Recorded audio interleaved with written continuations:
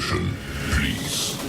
The show starts in 10, 9, 8, 7, 6, 5, 4, 3, 2, 1, go.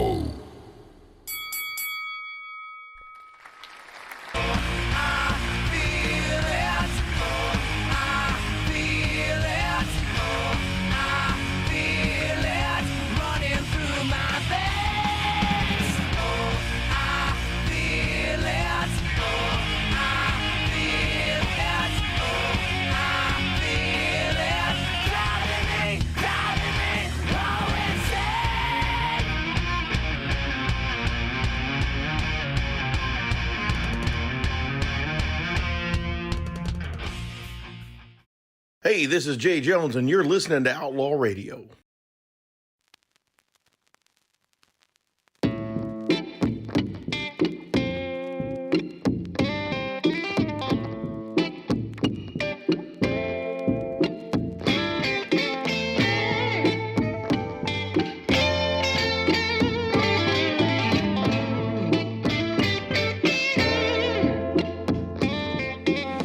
Take all the time that you need.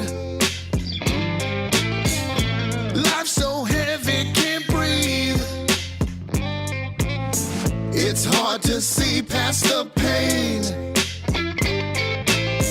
Or smile and dance in the rain. Wet shivering in the cold. No words but deep in your soul. It's over and done. Darkness has covered the sun, and now it's heartbreaking pain. Heartbreaking pain. If you survive, the memory remains. The memory remains. Everybody does the walk of shame. The walk of shame. Has a story of a crimson stain.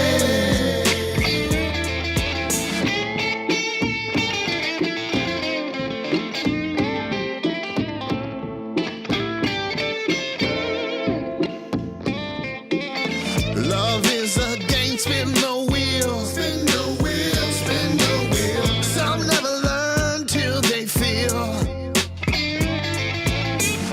When it's dead come the grips.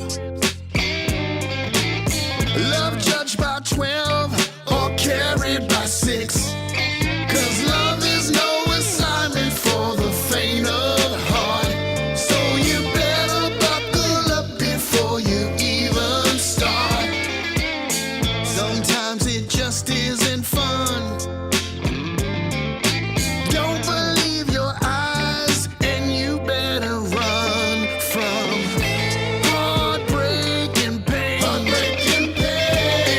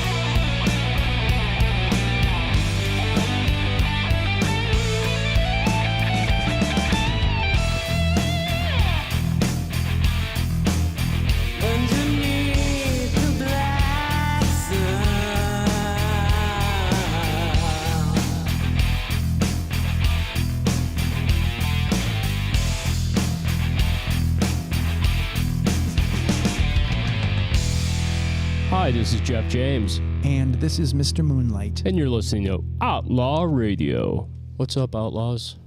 Good evening, everybody. Can you hear me out there? We had some difficulties in the beginning of the show. Yeah, we cut out for a minute or two a couple times. Yeah. But Cut out completely. We couldn't see anything.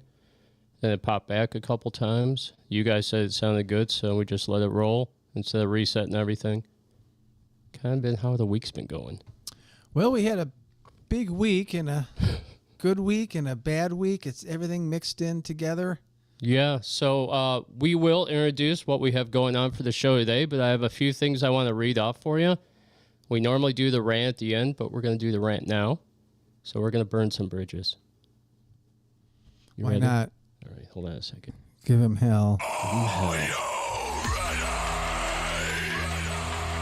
All right, so this is titled Guilty by Association. All right, so what I want to do is I want to start off by apologizing to Jim for getting him involved with the podcast stuff. I apologize, Jim. I don't know why you're doing that, but okay, I'm listening. Well, I'm apologizing because I feel bad that Jim must be pulled aside and talked to from people about me. Yeah, that did happen. Yeah. I'm apologizing that every time we go out, we kind of get the side eye. There's been places we've gone to where we weren't really made to feel welcome. So, and they pulled Jim aside to tell him that they've heard stuff about me. It's I don't understand what's going on. You know, he's like, I don't even know what the hell she was talking about. Yeah. He's like, I just walked away. So it really sucks to go somewhere you like to be and have people talk shit about you. Then they wonder why you don't go to the venues that they invite you to, you know? So we've had weird people, man. I don't really talk about it a lot because I'm always on the defense. You know, I've never really been on the offense, but I have a platform. We have a platform, Jim, and we could talk about this shit. Yes, we can, and we are right now. So, because we have all these freaking weirdos out there posting stuff, we get threats. I've had threats, I should say. Comments on show posts, and again, Jim, I'm sorry that you're guilty by my association. Well, I'm still doing it. It's not stopping me right now. It's not going to stop him. He loves it. I like what I'm doing here. It's a lot of fun. We've had a lot of good times on the show. We've had some good people we've interviewed. Yes, we have. We have to continue, but we are going to change our format a little bit. I think it's well needed. Okay, so also sharing is caring. Jim recently posted one of his songs that we worked on. We made a YouTube short, which was really super cool. We did that in Bassbird Studios. Yes, it was Right. a half minute or something. Or Yeah, maybe a super minute. cool. Maybe a minute, but So we shared that because it's a blues tune. We shared it to the Cleveland Blues Society, their group page. And it said in there, regarding this song, please check it out. And this guy left a reply, and he's like, no.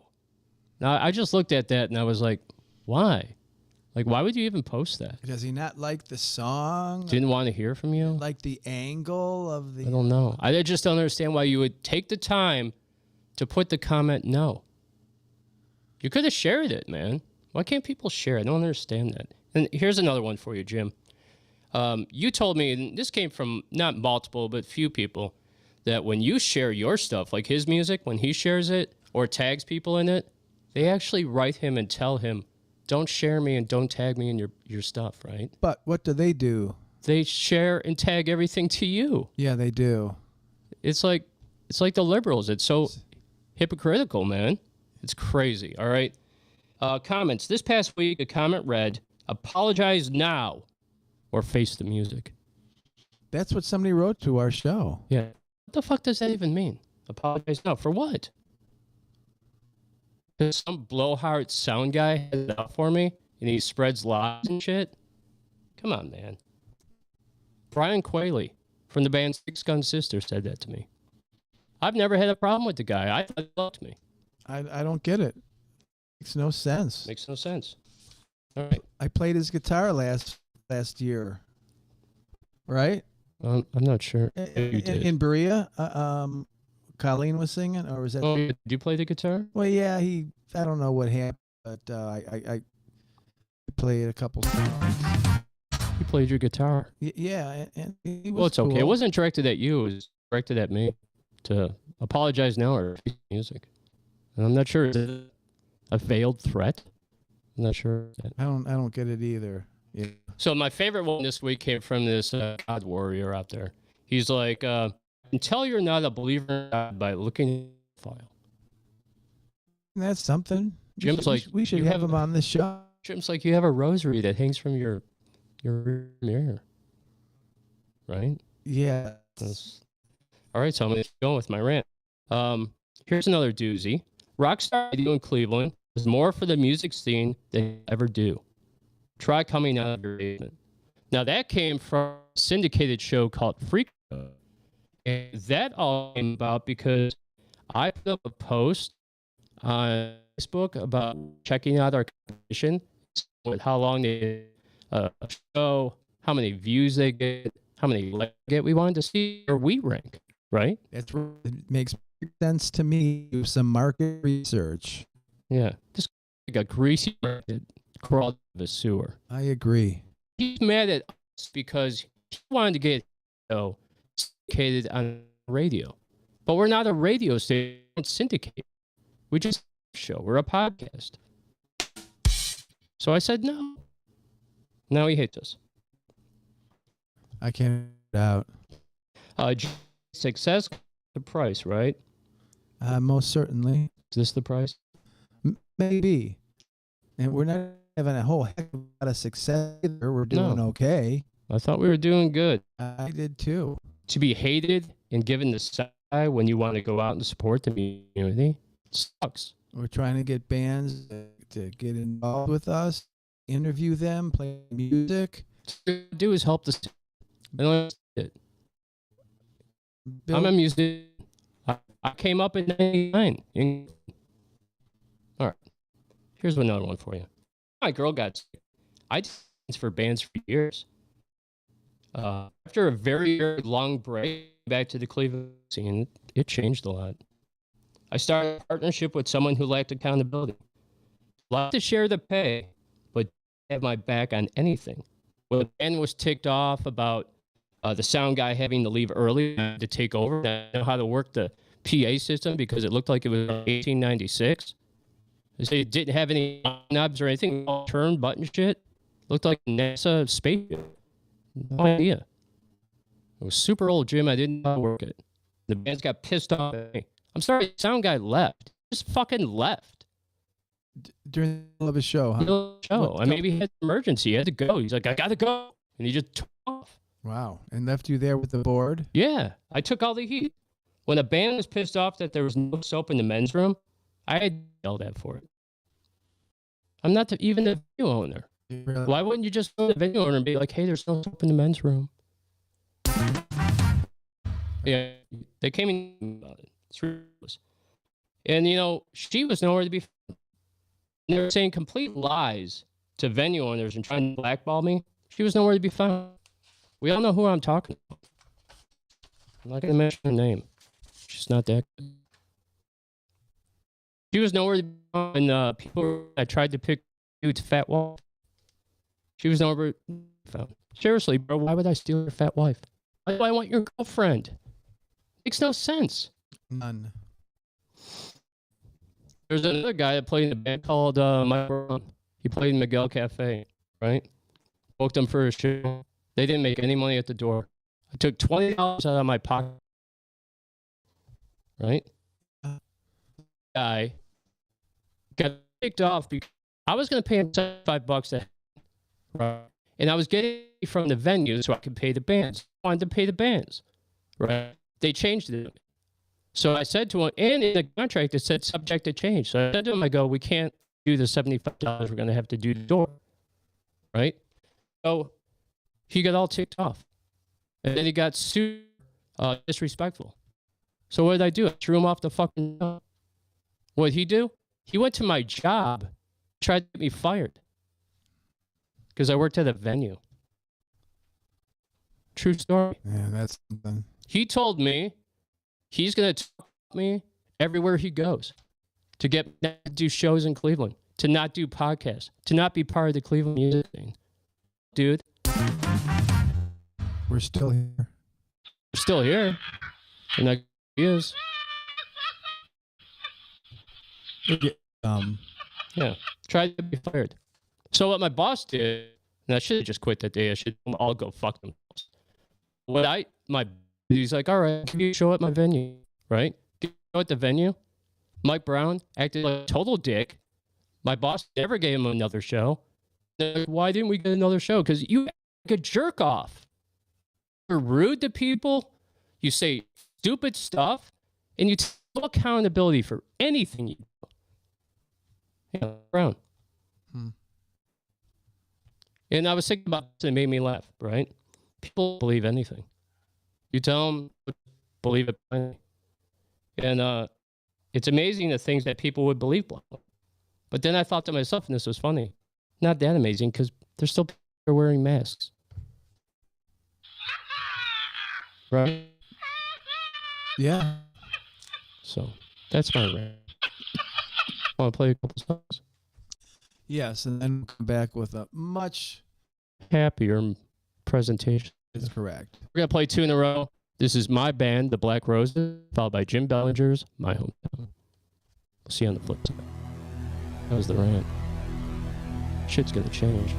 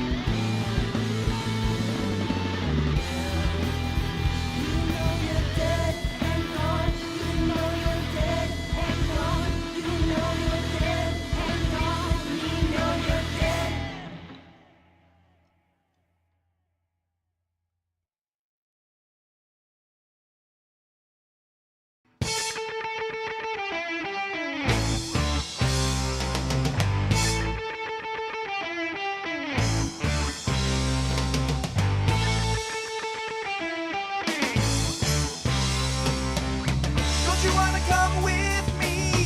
Don't you wanna come down? If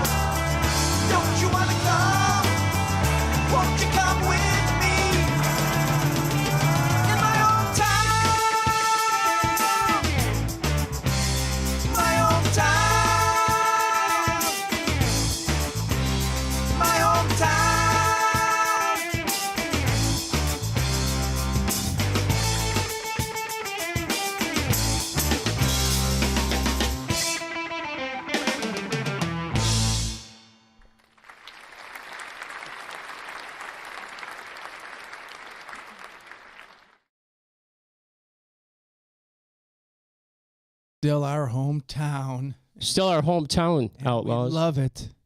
We're even in We the love scene, man. Cleveland. Yeah. Even We do though love Cleveland. We have man. more listeners and fans in England than in Cleveland, though. But we still man. love you. Yeah. Didn't I have something for that? I got to say this, too, before we even get to it. Numbers don't lie, right? So this is for the past 3 months. I looked it up. I had a real shake my head real life moment when I saw this. We doubled our numbers in the UK, Australia, Canada, and surprisingly, we hit big numbers in Africa. How's that happen? I don't know. It doesn't seem. I don't get it. Then we tripled our numbers in Dallas, Chicago, and Washington. Yay! Guess But- where Cleveland was? At the bottom of the pile. Number 10. Hey, now our Number 10. number 10. Now our internet is low again. And almost non-working. So we're going to be cut out again. We've cut out a few times today already. Yeah. Nope, Sorry now about that, but it's not us. It's our connection. Yeah, the internet connection's Huh. effed. So I don't know. All right, so hopefully we can do this thing today. I'm not sure if we can. I hope we can interview our guests. This is a pain in the ass. We just might cancel our guests. I don't know. Because we're not getting a strong internet connection. It's going to be like it was where Eddie, we couldn't hear him. So this is really disappointing. I guess we'll have to just have them come on and see if it works. It's a topper to the cake. All right, so back again. It's Sunday night. We have Rising Fall coming in for an interview. We have another Dead Rock Star in for an interview as well. We have music by Diane Baker, Stadler, The Black Roses, who you heard, Mr. Moonlight, who you just heard, My Hometown, Circle of Nero, My Cleveland Project with Joe Davis, Juke Johnson, who you heard at the top, and a special drop by Crypt Kicker, who's a super cool Cleveland band. Paranormal Chef is going to be on shortly. We're going to take you to a trip to the ancient realms. Jim has his final report on the Shenane. Yes, and it's quite a good one. Finally. Well, you got to try again, I guess they say. Yeah, another Elon Musk story brought to you by Jim. Yes, and we'll talk a little bit about the current events, what just happened with him and his black eye, although there's really not much more to say about it. So what I'd like to do is take this moment to show you guys a video that we put together with BVS Films. I know not a lot of people watched it out there. I hope you guys that are watching right now watched it, but check this out. So right before I recorded Speak of the Devil with Ozzy, I got a call from Kevin that same week and says, hey Roots, you want to come down where there's a possible record deal, and how would you like to come down and record Thunderbird as a tribute to Randy? And I say, sure, of course, and it's Randy had just passed away a few months before. This is September, and Randy passed away March 19th. And so that was a very special 8 months before I joined Ozzy. I moved in with Kevin and started playing in Dubrow. So I was very familiar with a lot of the songs, and also the songs that wind up on the Metal Delph record. Again, I'm still a member of Ozzy. I go down there and record, so I tracked Thunderbird really quickly, and then the producer says, listen, we got a few hours left. Do you remember any of the songs? Pretty cool, right? I think that's most excellent that we got him on our show. That was freaking fantastic. He was so nice, Yeah, very courteous. cool. Hey, the other thing I was going to talk to you guys about today was the Steen Awards, which we're not going to talk about. But I will say one thing. Man, World's End got shafted again. Yeah, I don't understand what's going on at all. It's just a popularity contest. I wish it could be legitimized somehow. I don't. If it is, please explain how it is. I don't get it. In my opinion, the best Cleveland cover band. Not to put all you guys down or anything, but man, they freaking rock. They just opened for Queensryche, man, in Sandusky. You see the stage? How big that was? I just didn't go out last night, so Yeah. and I didn't go to Diane's get together either No, we didn't. for her birthday. Sorry, Diane. was tired. I power washed my deck all day. Yeah, I came over to Jim's and we hung out on the patio for a little bit and talked about how cold it is in Cleveland. Yeah, I thought it was snowing for a minute there. This guy said, Sir Kopsalite, I'd love to get you guys on a show. It would be possible and y'all would be interested.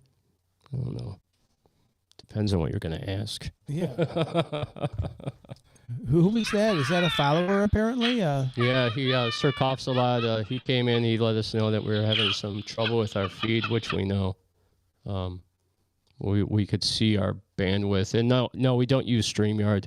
We're running off of EVMux. We're having issues with the internet. And it's a live show. It's not like we pre-recorded it. It's not like the BVS shows, how we used to pre-record those, Jim. Oh, yeah. And I like this better. I like it better, too. But look, and now we're on the mercy of the internet, the goddamn Wi-Fi. Internet, Yeah. the Wi-Fi. The router or whatever. Router. It's going up again, so it's just bouncing around. I don't know. Maybe it's something to do with Fairview Park or Cleveland. Who knows? He said, dang, got to check out that interview. This is very cool. He has Circle of Neuro said he's got some funny stories from Rudy Sarzo. Yeah, it's really a good interview. Check it out, everybody. And like it, too. Like us. We need people to actually just view the show. Here, I'll tell you this. Maybe you guys don't know this. Do you know it only takes 10 seconds? You hit the play, and you listen for 10 seconds, and you get a view. I don't know if you know that. You don't have to watch the whole 2.5 hour show. You can just watch a minute of it. Or you could just hit play and walk away and go take a dump. Come back and, Outlaw Radio got a view. I do it for bands all the time. I'm always giving views and always leaving comments, always sharing. Sharing and sharing. Yeah, I'm doing a lot of sharing and liking things that other people that I'm friends with on Facebook, and I don't ever hear a peep out of them once about anything we're doing.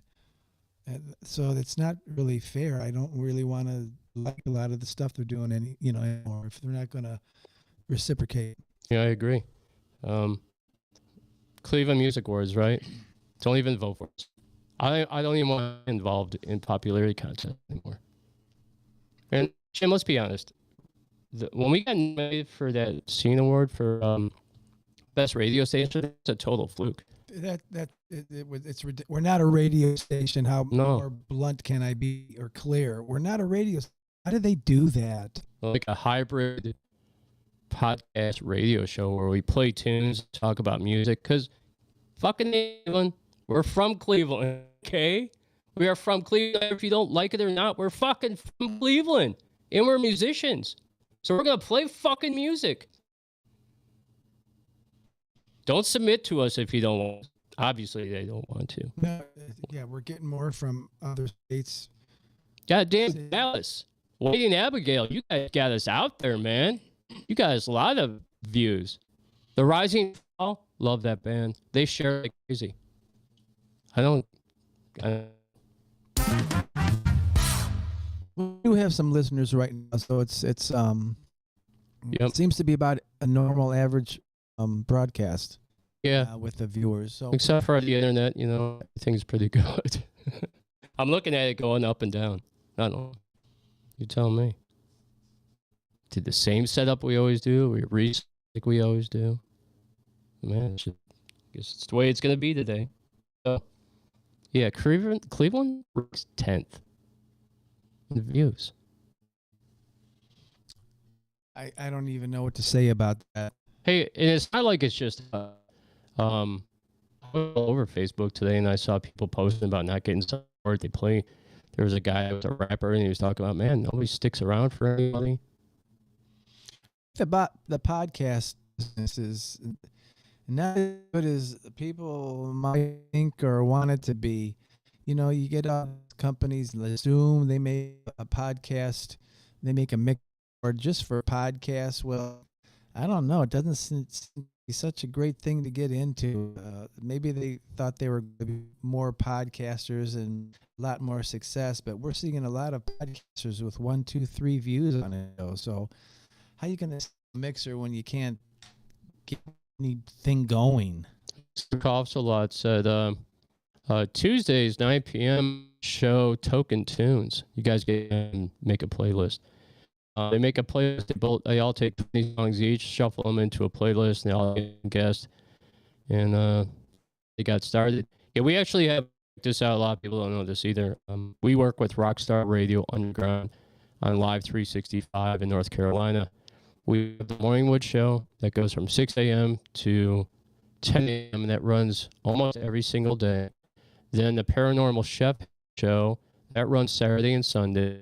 Mr. Moonlight has a show, and that's running. It used to just run one day, but now he's got like 3 or 4 days. I can't remember at the top of my head. Because I'm big. Because he's big, man. Big down there, man. And that runs, I think, 3 or 4 days. And then we have the Godfather show, which has a bunch of days.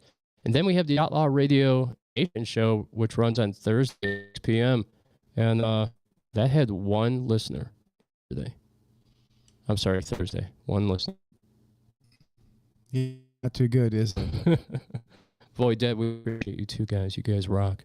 And let me bring it back up. I said we had big numbers in Washington State. And I attribute to that to Avoid Dead. They share like crazy. You got this. You got people do this all the time. Thank you. And they're a great too. They're so good. Yeah, they're good. And we'll give you a round of applause. Thank you so much. We'd like to do this. We appreciate you do watch this. Oh, we certainly, absolutely. Rock. So I'll say this: Johnny Rock, Thirsty 216. He supported the show since day one. And still is. And still is. It's great. He's a great guy. Also, the Cleveland Project, day one. Yes.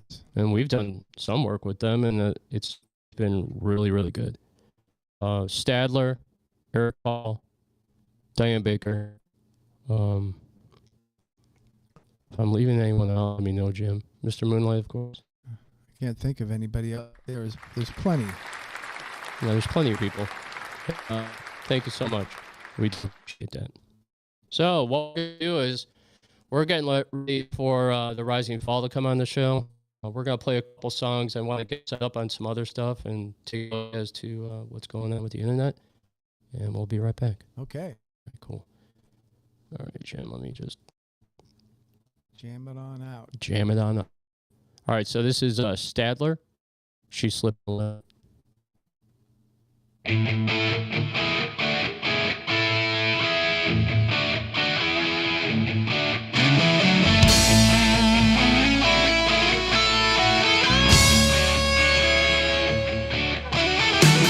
I'm through with love again.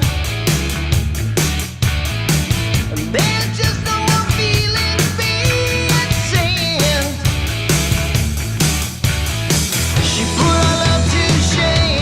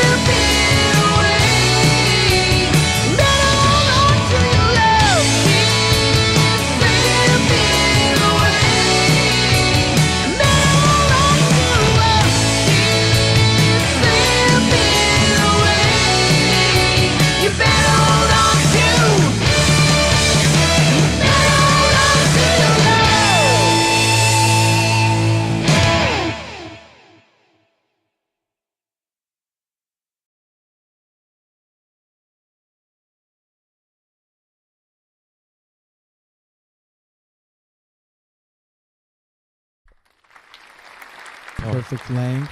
What'd you think of the Stadler? She's Yes. slipping away. Not Dave Edmonds. Yeah, it was very good. I liked it. Thank you, Stadler. You're a big supporter of the show. Yes, thank you. And Matt's on at 8:30. I think I screwed up all the times. I'm having a moment right now, Jim. Oh, well, they... Rising and Fall, when do I have you guys scheduled? This is fantastic.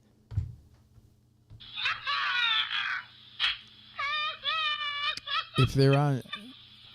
I wonder what they think. Rising and Fall, we're getting all of our sound effects ready for you. I know how much you love it. Void Dead said, I love the guitar. Saw Ted Nugent years ago, and it reminded them of that. All right, so the Rising and Fall is on at 8 o'clock. Oh, okay. So those should be coming up anytime. So, I'm having a hard time because we keep losing our streaming, so we keep losing our place in what we're doing, and the show's not really flowing well, is it? It's not one of the better ones so far, but hopefully they'll stick in and listen.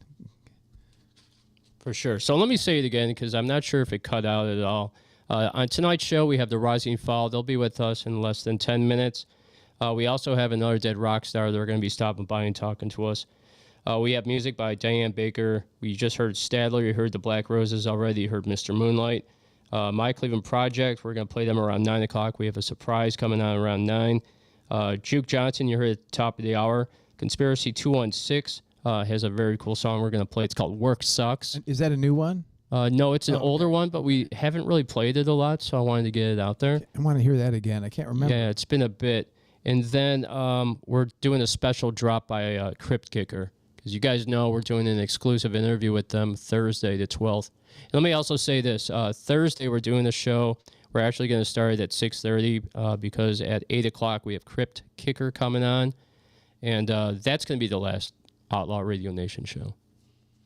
It takes a lot of work to put shows together, and getting 30 views, I'm not going to keep doing it. Yeah, so the Thursday show is... Kaput.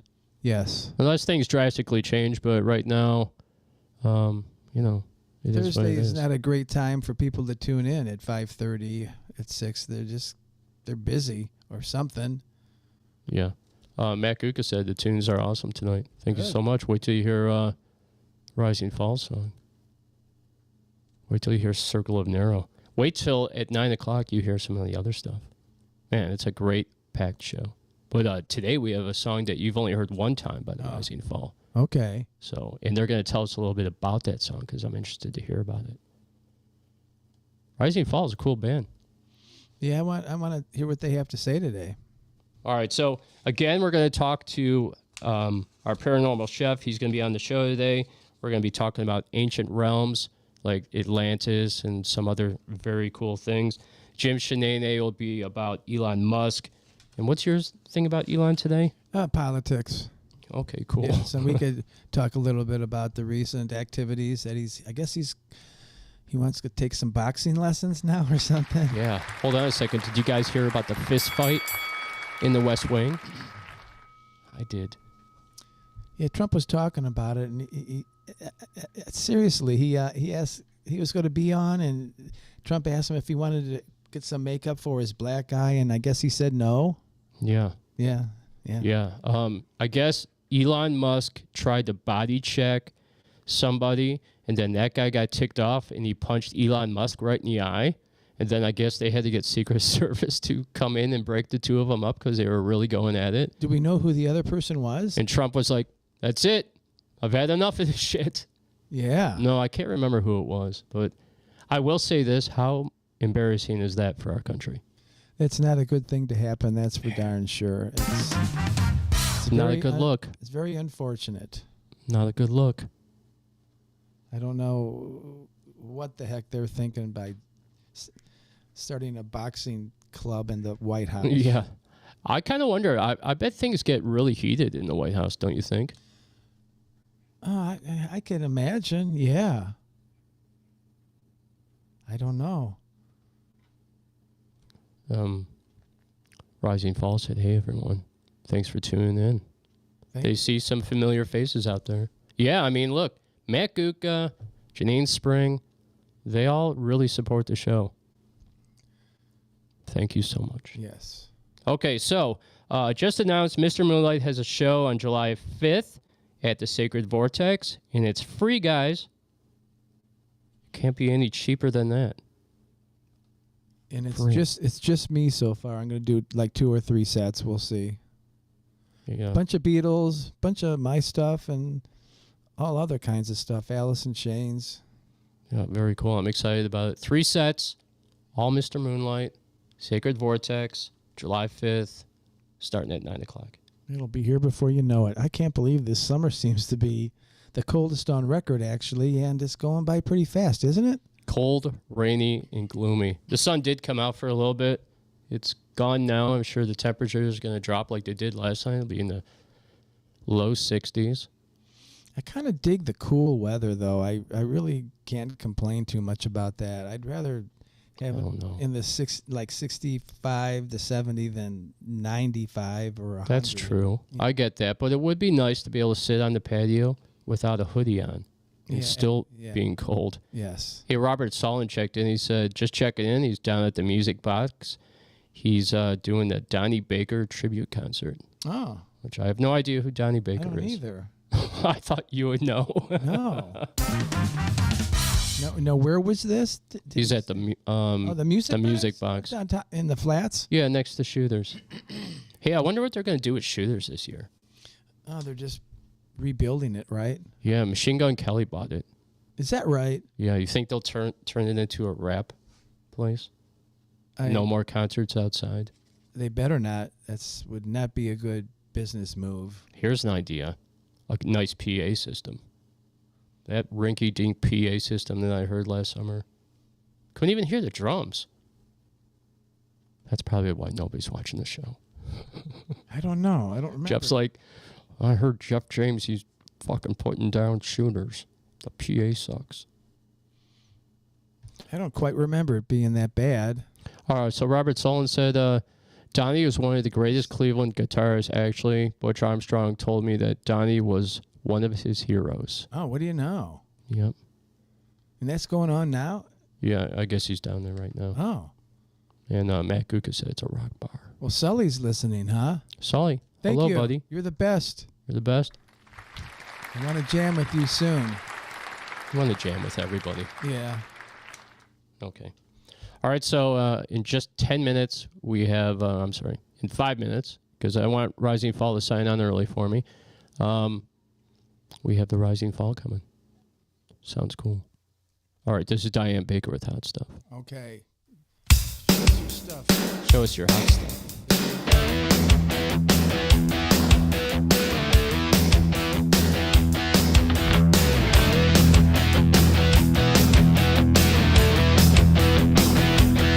Hot stuff, she likes it rough. Pyro in high heels. She ought to be committed or else outwitted. She's just not good for you. You're gonna light her fire and give in to her desire. She got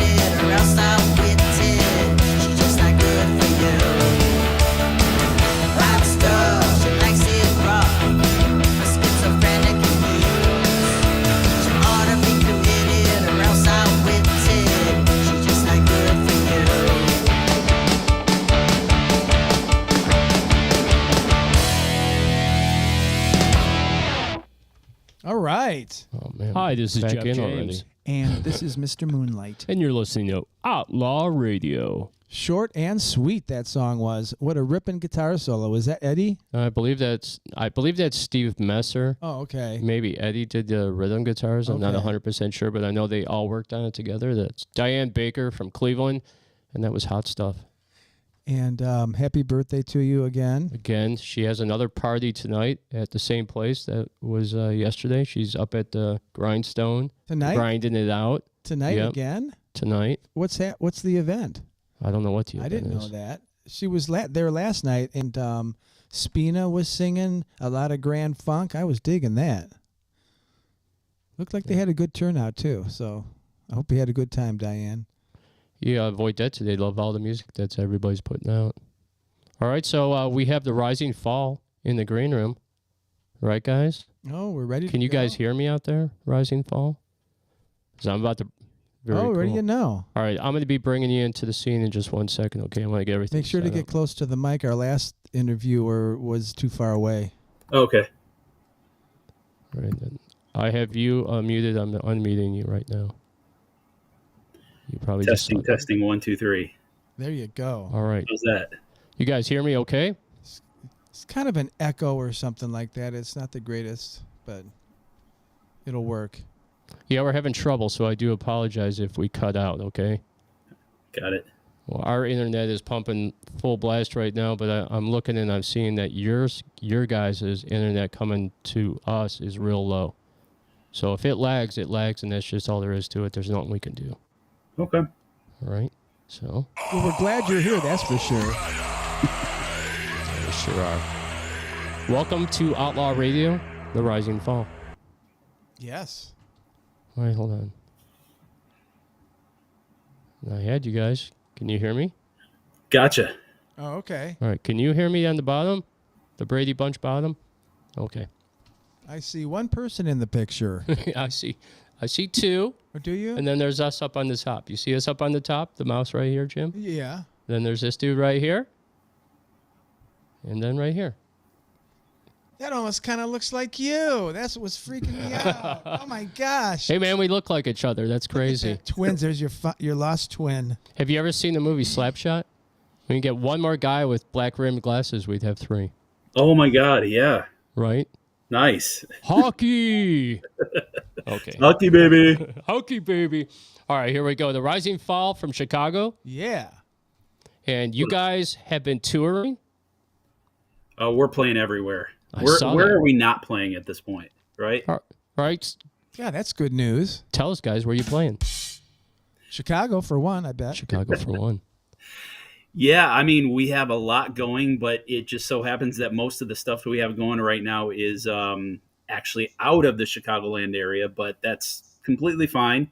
We're taking a little bit of time right now and not doing too much with the live shows, and just we hit the studio last couple weeks, been working on a couple new songs, so those should come out in the next we're looking at early August for the first one, and we're going to release them as a single, and then we have another one coming out about a month and a half after that one. So really just focusing on the music and the creation and the studio right now, and then in early August we're going to hit the road, and we're going to go out to Michigan and play a couple back-to-back shows. Steve is it's Bay City, Michigan, I believe. And then the second one, I think, is Dearborn area. So kind of near Detroit, suburbs of Detroit. I saw you had some festivals that you're going to do as well. Oh, yeah. Yeah, we have Punk in the Corn, which is in early October, and that's in Davenport. It's going to be a blast. Green Jello is headlining that one. And then we also have in September, we're going to be flying out to Flagstaff, Arizona, and we're playing a really nice festival there in mid-September. It's actually my anniversary, so I'm combining the best of both worlds. I'm going to be playing a pretty awesome show with my band, and then also have my wedding anniversary with my wife, so it's going to be a fun time. Oh, wow, that sounds great. Well, congratulations for the anniversary. Thank you. Yes. That's fantastic. I'll give you a drum roll. Ironically, for the drummer. Yes. Hey, I have a question, because I know I'm going to ask you a question later on in the show about the Artificial Degeneration song, but I do have a question. Hell on My Chest, right? I really love that song. What's that song about? Steve, you want to handle that one? I don't think Steve can hear us. Is that right? He's muted. Yeah, tell him you got to unmute. Unmute, Steve. Unmute it. All right. Here, this is what I'll do. I'll send him a little message. Okay? Because I can do that. I thought he was on though. He is on, but we can't hear him. He's talking. Yeah, that's right. Oh my. Can't hear you. Oh, look at this. We have other people from the Rising Fall right now. Excellent. Here we go. Hello, guys. Welcome to the show. Hey, Excellent. You can hear us. Hey, Loco down there, you have to unmute. You need to unmute your stuff so we can hear you. Steve. Me? All right. Are we good? No, you guys are. You're really good. The two of you are great. Yeah. Perfect. Up top, perfect. There he goes. He's probably going to reset it up. All right. So, you want to tell us what "Hell in My Chest" is all about? Oh, we're doing Hell in My Chest? Hell on my Well, chest. we're not going to play that song, but I had a question about it because we played it a whole really bunch of like it. times and we really like it. So Coming I off wanted to ask you, the what's it first about? question. Yeah, I mean, with the fire and everything. We weren't God. prepared for this questioning, Your Honor. Oh yeah, I'm surprising you with this. That's why our guitar player left. Yeah, he's like, I'm out of here. He had I don't enough. need- He's like, I can't answer these Questions are hard too questions. complicated, too difficult right off the bat. The story of Hell on My Chest. Yeah. All right, so yes, that song was actually written about an actual person, Roland Doe, who is the actual influence for The Exorcist. And me and Dimitri were actually watching a documentary on the making of The Exorcist and saw that it was about this boy, and his name was Roland Doe, and he had passed away maybe about 7 years ago. So his story kind of came back in the forefront, about was he really possessed or was he not really possessed by the devil? I mean, we all know the Exorcist story. And one of the things that stuck with me, because I write all the lyrics to the songs, was about the markings on this boy. And one of them was hell on his chest. That's right. And I just said, that is a great song title, Hell on My Chest. I don't know what song we're going to write about it, but that's going to be a song in the future. And Steve came up with a killer riff, and I said, that's going to be the song, Hell on My Chest. Yeah. It's funny That's- how ideas come up like that. That's what you gotta look for. You want those moments. Wait a minute, I like that saying. I have so many Post-it notes right now, in my house with just ideas. I'm just a boy with hell on my chest. Yep. I love that line. The At riff. first, Yeah. this will make you laugh because the first time I heard it, I thought it was I'm a boy with hair on my chest. When you hit a certain age, yeah, that happens. Yeah. But Do you guys ever sing that? You're like, because when I played in the band every now and then, because I was a singer, I would change the lyrics. hey, Joe. Yeah, for fun, Here's the thing. I was thinking, okay, so I'm a female singing this, and I just thought, do I take it from a different genre's perspective? And I'm like, no, I'm going to keep it. I'm just a boy with the hell on my chest, because it's really about this character. And I was like, I don't need to change it. Yeah, the riff Steve came up with, which was great, and we just started laying down bass and drums, just kind of a straight beat, like AC/DC type thing, driving it, and then the riff basically took over the song, and then the lyrics and everything. So it kind of came together pretty quick, and then we added some guitar, bass, dual riff in the middle there, kind of a nod to our influences, and then Steve came up with a killer solo there, and it was fairly easy. And pay attention toward the end of the solo. We put the Exorcist theme in that solo. If you Cool. listen to it, there's a little homage to the Exorcist. The very actual, minute. but it's there. You'll hear it once you pay attention. Now we'll get sued. So Very cool. It works perfectly for our paranormal theme for what we do on the show. That's super cool. I had no idea, man. I forget what the lyrics are about. Is it a dark song? Oh yes. No, it's very happy. It's very it's very dark. It's all about a lot of the phrases. Steve, I think, yeah, a lot of the phrases were basically taking off of stories. I researched a lot of this stuff, and I wanted to see what some of the priests had said when they were like exorcising this individual, and some of the things were like, you've never seen the likes of me. That stuck with me, so I put that in the song. A lot of it has got so much biographical information in that song, but in a fun, heavy metal way, I guess you could say. Man, that movie scared the hell out of me. I remember watching it as a kid when their head spun around. That freaked me out. You watch The Exorcist, Jim? Yeah. I didn't put about the head spinning. I'm like, this is like, or the crucifixions, the crucifix scene where she was like, no, I'm not going to say it, but that was a messed up part in the movie too. You guys remember that scene?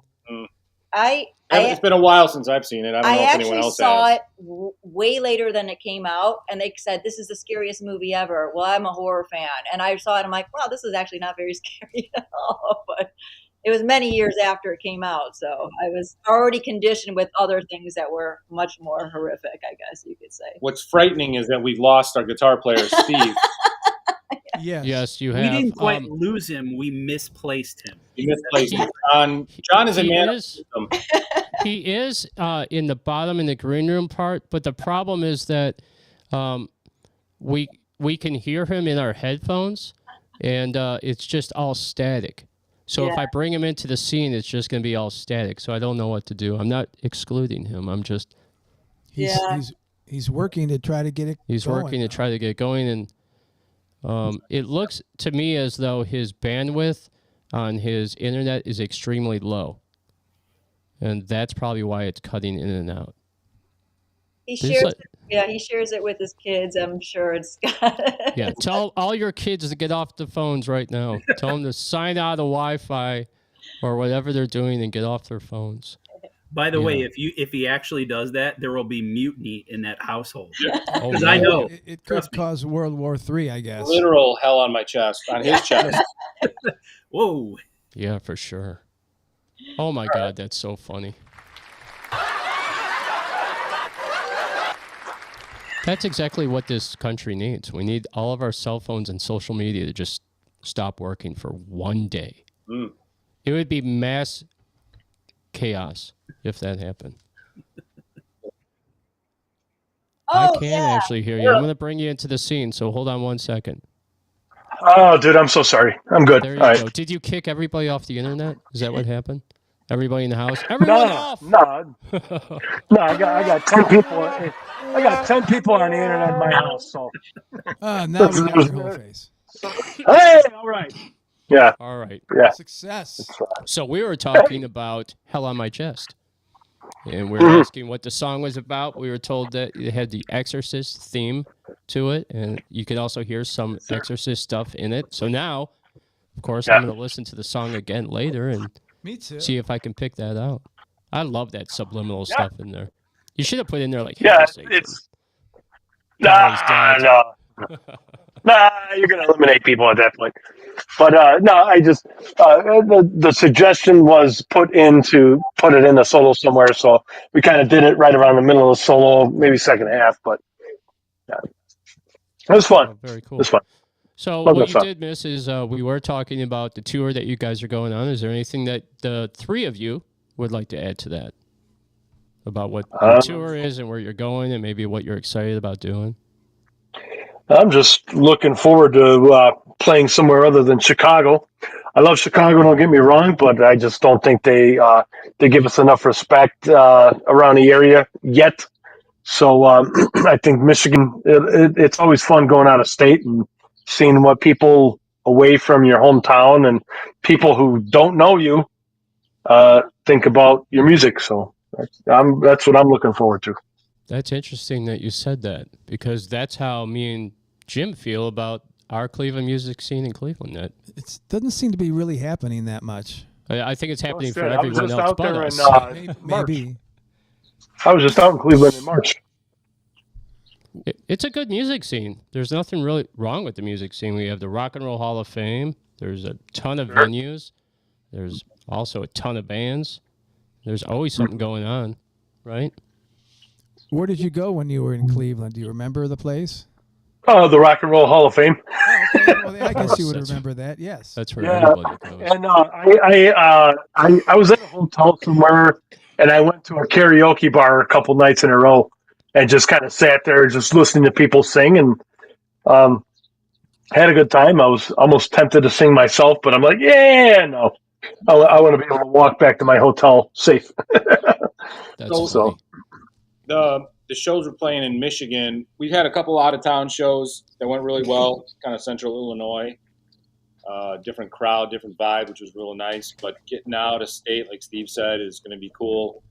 I think Michigan's gonna be the first Real out of state. real out of state show. We're playing with some really great bands too that are helping promote and put this together. So we're all working together on that both nights, and then we have Flagstaff, big show in Flagstaff, September 20th. We're playing with Hell yeah. a couple nationals with Texas Hippie Coalition, Kingdom Come, a couple other bands we know, Waiting Abigail out of Dallas. So we're looking forward to that. And then we got a big one, Pumpkin to Corn, in October, Davenport, Iowa, which is going to be bands from all over the world, actually. So looking forward to getting out and just different scene, different vibe, you know?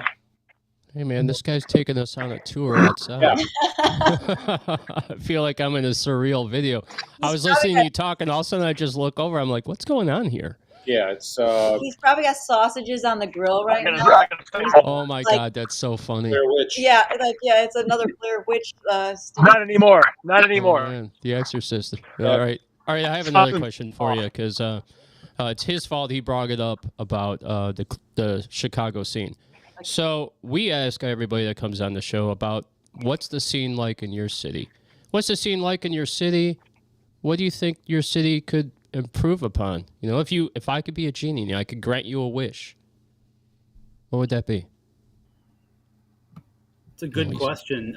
I think, from my perspective, I think in the Chicagoland area, thus far, it kind of feels like I don't feel the same support as when we play out of town shows. It seems like we're all helping each other. We play out of town, and you know, we're like, hey, we're pumping the other bands up, they're pumping us up, and it seems like it's a very symbiotic relationship. And then in Chicago, it still seems a little bit more closed off, like where people are like, I got to get my spot, worry about me and my band, and that's it. And I can't really think about you. So that's the difference to me, at least. Okay. What about you two down there?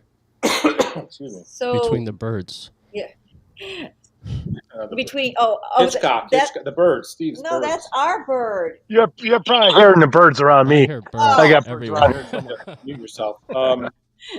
Well, it's probably the same in Cleveland. We've talked to a lot of bands. It's the same thing.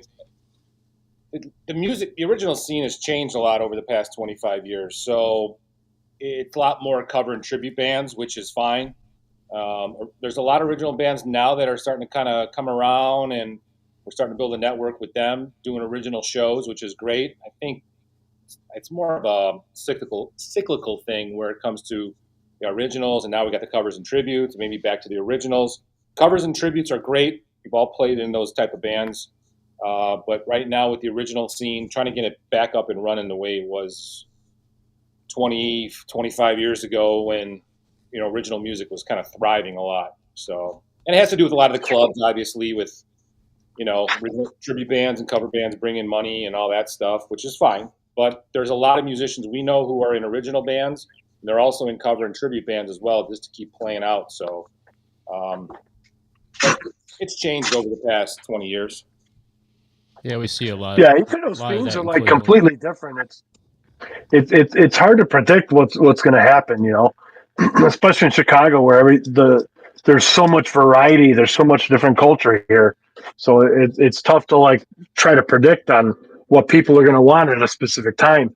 I mean, you can have, you know, a time where you go to like the Hard Rock Cafe and bring in 1,000 people, and then you go to the Forge and you can't bring in 50.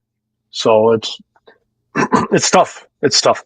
It's a tough scene, when you can be in a tribute scene for a long time, and that'll go one way, and then you can be an original scene, and it's completely different people. And people say they want to support you, and sometimes they'll come out, and sometimes they won't. So it depends on what happens. If there's a better band that they'd rather see, guess where they're going to go. Yeah, you're right about that. Hey, It's tough, but how's what are you that gonna beer, do? by the way? How you drinking your beer? What do you got? Samuel Adams is that? Yeah. Samuel Adams. Oh, I want one. That's great. So Do you like that summertime, sound? summertime. That's fantastic. I'm sitting here like Next time I'm out in Cleveland, I'll get you one. yeah, I could go for a beer right now, Jim.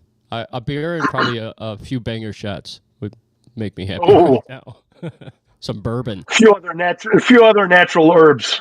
All right, so you guys, yeah, definitely. You guys said that you're going to be in Michigan. Where in Michigan are you going to be playing again? We're playing 2 clubs. We're playing August 8th at BMO's Bar in Westland. I'm sorry, Bay City. Bay City. No, that Bay City. And then Token Lounge in Westland. That's in Westfield. Yeah. Westland? Yeah. Okay. Yeah. That's not super far from Cleveland, so you guys like Rising Fall. You should go see them for sure. You guys are a great band, and I thank you so much for Thank you. all the support that you give Outlaw Radio. Avoid Dead had mentioned something in the comments about promotion and that, which is very on point because with this Michigan show, we have posters out in record stores already out in Michigan. We have flyers that are at the clubs. I mean, we do guerrilla tactics as well as the social media on that. So very on point about, properly promoting, which is great, but it's also a two-way street. Like we can promote a lot, but we need the people who are putting the show together. A lot of times it's the club to also help support us as well. Yeah. Yeah, we're playing with Tension Splash, Snapchat Bandits, King of Strings on the 8th, and then I think the 9th might be a little bit different, or it's vice versa. But it's like 3 out of 4 bands are playing. We all understand the promotion. I mean, and so that's a big part of it. So it'll be good. Very cool. Very cool. All right, guys. So this has been the Rising Fall. I want to play Artificial Degeneration. But before we do so, can you give us a synopsis of what that song's about? And I want to say that drum beat in the beginning is so catchy. Thank you. Thank you. Super catchy. Appreciate it. Love it. Jim, you're going to love it. You're going to be like, man. Yeah. You're going to be banging your head like this the whole time. Yeah, buckle up. Buckle up. Yeah. So what's the song about? So again, it was one of these things that came to mind. I was scrolling through, Facebook and whatnot, and you see all those little reels about, check out this prehistoric creature from 2,000 years ago or 2 million years ago. And you look at this stuff and they're like, it's found. Like, they're like, oh my God. And everyone's commenting going, I cannot believe this. Like, it looks so real. And I was like, this is all fake. This is not a real thing. But the amount of people who really believe stuff that's on the internet right now is credible and true is amazing. So the idea came to me is like, let's talk about AI and the effects on society now, but also not just that it's AI, but it's dumbing down a society into believing what they're seeing is real when it's not. And people are no longer thinking for themselves. They're no longer doing the work, the research or things like that. They're just relying on what they see to be true. So that's kind of where that song came from. And it was originally called Artificial Generation. And then Steve goes, hey, let's call it Degeneration. I'm like, you know what? That's perfect. That's exactly the point, so. That's super cool. Yeah, we love that song.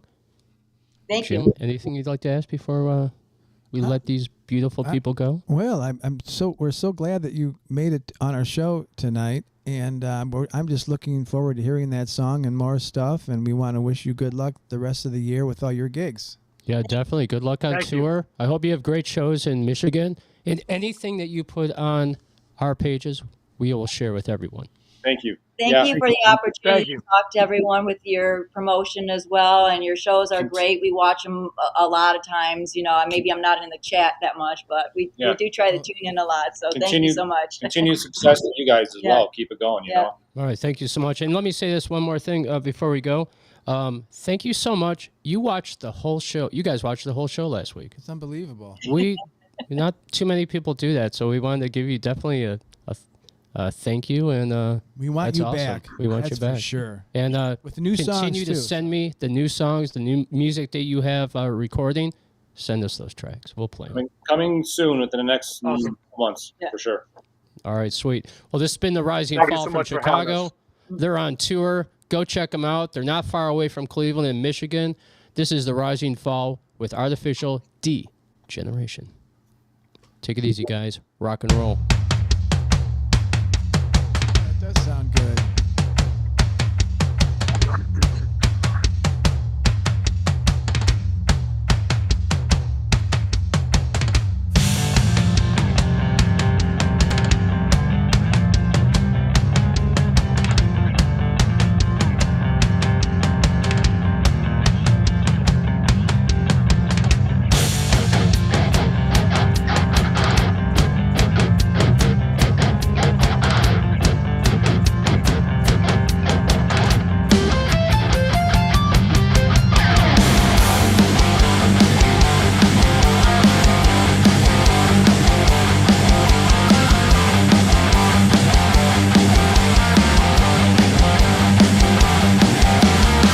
It was not so long ago, in the age of the innocent. Everything was natural, everything made perfect sense. Strangest things are dangling in front of all of us. Alice in Wonderland in its fucked up universe.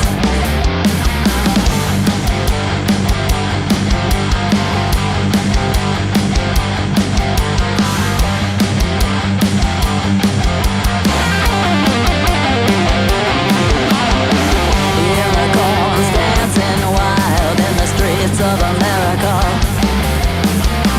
Fairy tales for no child, the demise of familiar. Everything more truth has become a reality. Diving deeper, deeper into insanity. They will play with the hearts and the minds of the true believers, making way for the dawn of the new digital deceivers.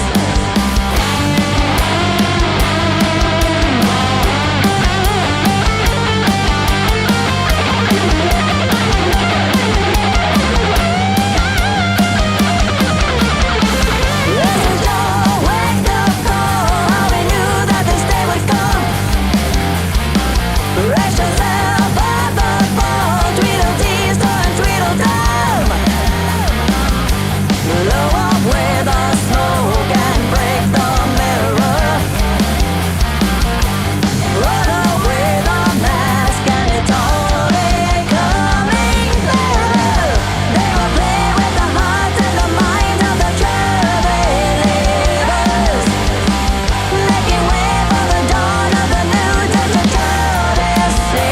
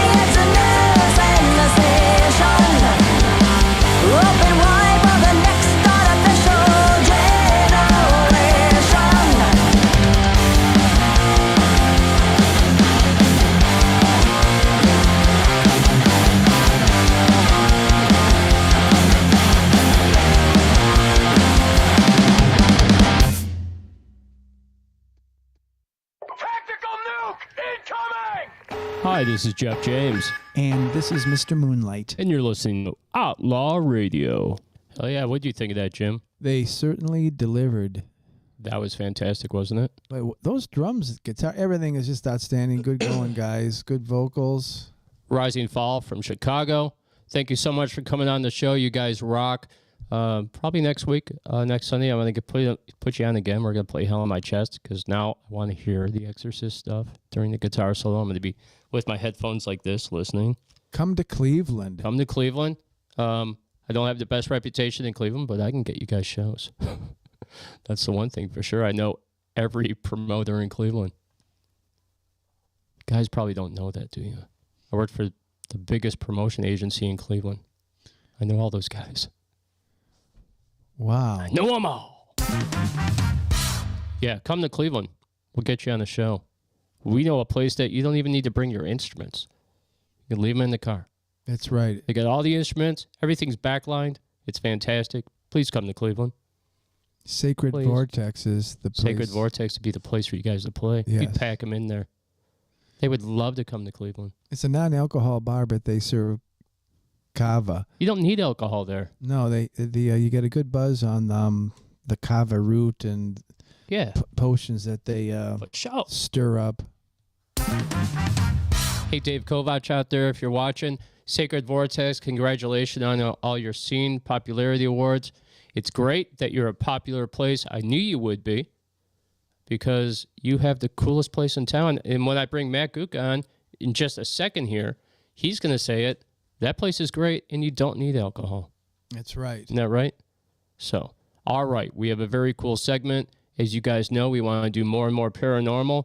Please welcome to the show our friend, the paranormal chef, Matt Kuka. How you doing, evening, Matt? Good. Hey, Can Matt. you hear me? I can hear you just fine. Can you hear me? Okay. Cool. Just making Looking sure. good. So, the beginning of the show, you can tell us what happened, but we seem to be lagging. The Yeah, a internet little went out bit, a yeah. couple times. Hey, when the Yep. internet went out, did it go out for you guys as well? Did it like go to a blank screen? Yeah, it did. It went. Yeah. It went to that gray screen with the shadow figure on it. You know. Yeah, exactly. That's what we saw too. And me and Jim were just looking at each other like, "What's going on, man?" But I guess it's Cox cable. They Yeah. suck. Exactly. And yeah, that's what it is. All cable. I got rid of cable. Yeah, what do you have now? Or you just Just use like just internet from my phone company. yeah. Can you do that, Jim? You just get internet from your phone company? Yeah. Yeah, I don't know. Fairview Park I is was normally I was very paying good, I so- was paying something like $250 for it. So it's just like fuck it. wow.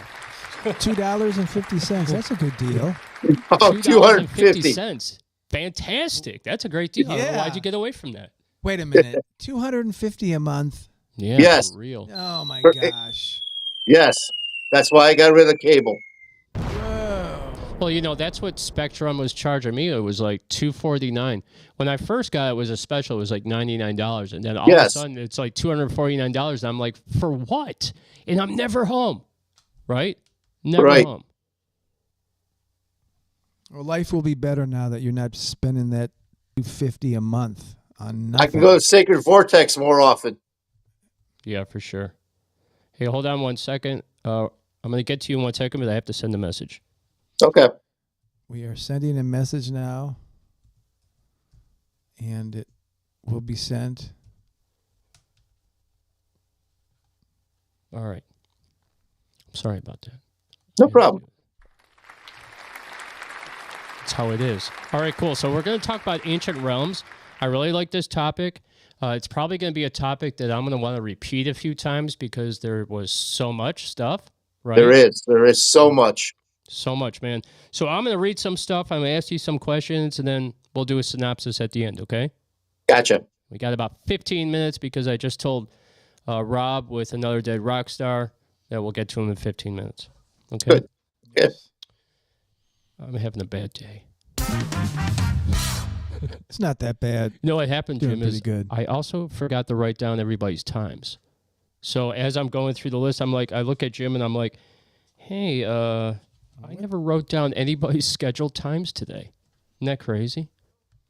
Well, I didn't overbook, but I definitely didn't write down the times. Okay, so here we go. Have you ever heard of J.C. Winters? No, I haven't. Okay, he's I'm not sure, a writer that does fictional stuff, but it's super cool. So J.C. Winters wrote the book Ancient Realms based on fictional works of the Vikings, but the world has already seen the mystical pictures of Atlantis buried in the sea. It's a fact that land masses changed over the billions of years, that Earth has been there, and maybe, just maybe, L.A. will eventually be like Atlantis, buried under the sea. Miami too.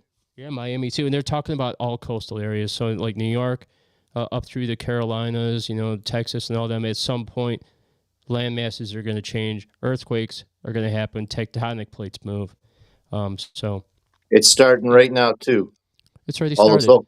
all You're exactly volcanoes, right. all those volcanoes are erupting right now. Isn't that crazy? Hey, Yep. I'm going to say this real fast because this just popped in my head. Me and Jim were on the patio last night, and he goes, Jeff, God got one thing right. He put us far away in the galaxy from everybody else. So we can't really cause much damage, Thank Yes, you, yes, God, yes, for- yes. So true, Jim. So Anybody true. out there, you're safe right now for the moment. I laughed so hard. I was like, man, you're so right. Because when we get a hold of technology, we really fuck stuff up, don't we?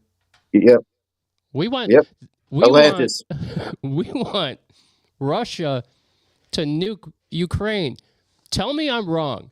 Tell me that our governments don't want a short, what do they call it? Not a nuclear encounter, a nuclear exchange. Yes. I swear to God, that's what they really want. They're like, I wonder what a nuclear exchange would be like. Maybe a couple here and there. All right, I'm going on a tangent. Disastrous. I'm fed up. Well, Atlantis in ancient Greek and Roman lore is a legendary island kingdom that sank beneath the ocean, supposedly due to the gods punishing its people for their immortality. If that's the case, Jim, the whole world would be submerged. Punishing them because they're immortal? No. What? Because their immortality. Because of Their immorality. the immorality, yeah. Being immoral. No morals. Oh, okay. No morals, because they're No loose. morals. It's like Sodom and Gomorrah. Okay, I got you. Yeah. Yes. All right, so the concept originates from the writings of Plato, who described Atlantis as a powerful, advanced civilization that was eventually destroyed. All right, so I know I sent you this information. The Bimini Road. What do you think Yes. about that?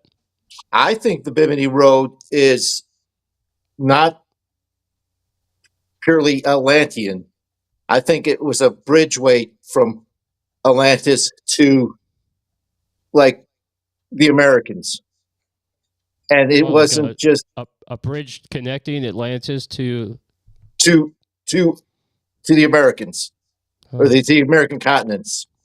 And I think it was not only built by Atlanteans, but the people that were around during the young Dryas, which is a time. It was a time before the Ice Age. And for the people out there that don't know, the Bimini Road is an underwater stretch of flat limestone blocks that resemble a road. in the Bahamas, and That's right, in the Bahamas. And depending on who says it, it's either Atlantis built with other people, or if you take the National Geographic, what I call the media now, the media, it's natural formed by nature, not by nature. It's too precise. It's got to be done by some civilization. Well, of course, because those bricks are rectangular blocks ranging in size, some as large as 12 feet across. And that was actually discovered in 1968. The discovery of Bimini Road fueled speculation about a connection to the lost city of Atlantis. partly due to the prediction by psychic Edgar Cayce. Have you ever heard of him? Yes, Yeah. a lot of stuff, predictions. They're putting a lot of stuff on YouTube now about him. I don't know if you've noticed, but I'm getting it in Yeah, my he predicted algorithms. he predicted a lot of the early 21st century. Yeah, for So sure. And he's been right about a ton of stuff. yes, yes. All right. So, yeah, definitely check out Edgar Cayce. He's really cool. He's got a lot of stuff on YouTube. Several ancient cities and other structures have been found submerged underwater, offering glimpses into the past. These ruins are remnants of civilizations that thrived long ago around the coastlines and were later submerged due to rising sea levels, earthquakes, and other natural disasters, like we talked about. One of the oldest submerged cities dates back to 5,000 years ago. It's located off the coast of Greece, southern Greece. It includes remains of streets, buildings, and tombs. Yep. Isn't that crazy? Yeah.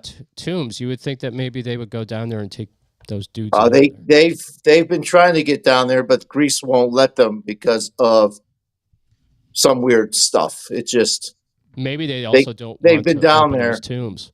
Yeah, probably they've been down there, but they won't let them touch it. Yeah, that's gotta be so cool to be like scuba diving. All right, so Lake Huron has a thing called Lake Huron's Drop 45 Drive Lane. Yes. 9,000-year-old underwater site discovered in Lake Huron is believed to have been a caribou hunting ground used by ancient people. Our lakes have many stories, don't they? Yes, they do. Our whole Great Lakes area, from Lake Huron, Lake Superior, all that. Some of the most disastrous shipwrecks have happened in our Great Lakes. And then Fitzgerald. Oh yeah. Yeah, so many. You told I looked this up. Really interesting. The one I'm used to is the one in Lake Michigan, which is it's the Lake Michigan Stonehenge, but it's closer to I don't know if you ever heard of Göbekli Tepe in Turkey. Yeah, it's closer to that because it has actual drawings and sculpted pieces on. They found I believe it's a saber-toothed tiger on one of the posts. They found a rock with a woolly mammoth on the other, and it's really cool. They say it dates back prior than Stonehenge too, so it's like 9,000 years old, like Göbekli Tepe. Have you ever heard of Warm Mineral Springs, Florida? They have a sinkhole that contains well-preserved evidence that sinkhole was used for ritualistic purposes by early humans. No, I haven't. I'll have to look that up. They did sacrifices and then threw those sacrifices, like their heads and stuff, into that, little sinkhole. Very much like the sinkholes in the Yucatan Peninsula that they used to sacrifice humans to for the gods to get. So it sounds very much like that. That's very cool. All right, so a submerged town in Laceyville, Ohio, a once existent town, is now submerged beneath Tappan Lake. Did you know about that? No, I was trying to look it up, and I couldn't find anything on YouTube or on Google. So they call it an underwater ghost town. It serves as a unique piece of Ohio's history, offering insights into early life and the impact of Tappan Lake creation. It's a whole town submerged under Tappan Lake. I heard that Tappan Lake has very, very paranormal activity in and around it. Well, it's because of the water. Remember we talked about that a while ago. The water, and now you say submerged city. Yeah. It's got to be both, Man, it's got to be cool to go scuba diving down in there. Yeah. I would love that. All right, so you know where Marietta, Ohio is? Yeah. All right, so check this out. Now, this isn't submerged, but I thought this was cool. Located at the confluence of the Muskingum and Ohio rivers, the Hope Wellian site is now partially covered by the city of Marietta. So what's crazy about that is it's under the city. They just plowed right over and put a whole new city right on top of that city. That's crazy. Just kind of like France. France, Glasgow, Scotland. I think that's Edinburgh, Scotland did that. They basically covered up a whole part of the city, and now it's underneath the city. I can believe that. I mean, especially if they want to get rid of uh, certain areas, of the city, they just plow them over and put new. Yeah, that's crazy. All right, so Stony Point, New York, a team of landscaping workers proceeded to a site near the banks of the Hudson River. They discovered archaeological remains of the Norse village dating from the 9th or 10th century Yes, I've heard. AD. So that's That's crazy. That's what I heard. 801 year Yes, century of 801. Columbus wasn't the first. Jesus, man, that's The crazy. Norse were here, So and they. That's why some of the Native Americans around there have blue eyes. yeah.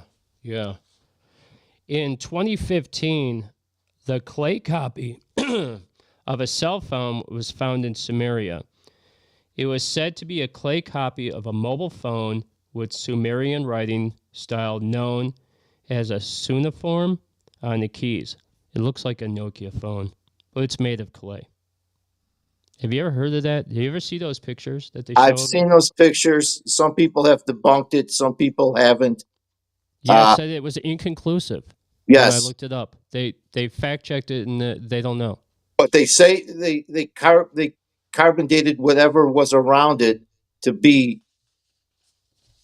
whatever that certain age. So whatever it is, it's that age. So it's 3,500 BC. Right. Years old. Wow. That blows my mind. I mean, You're that's right.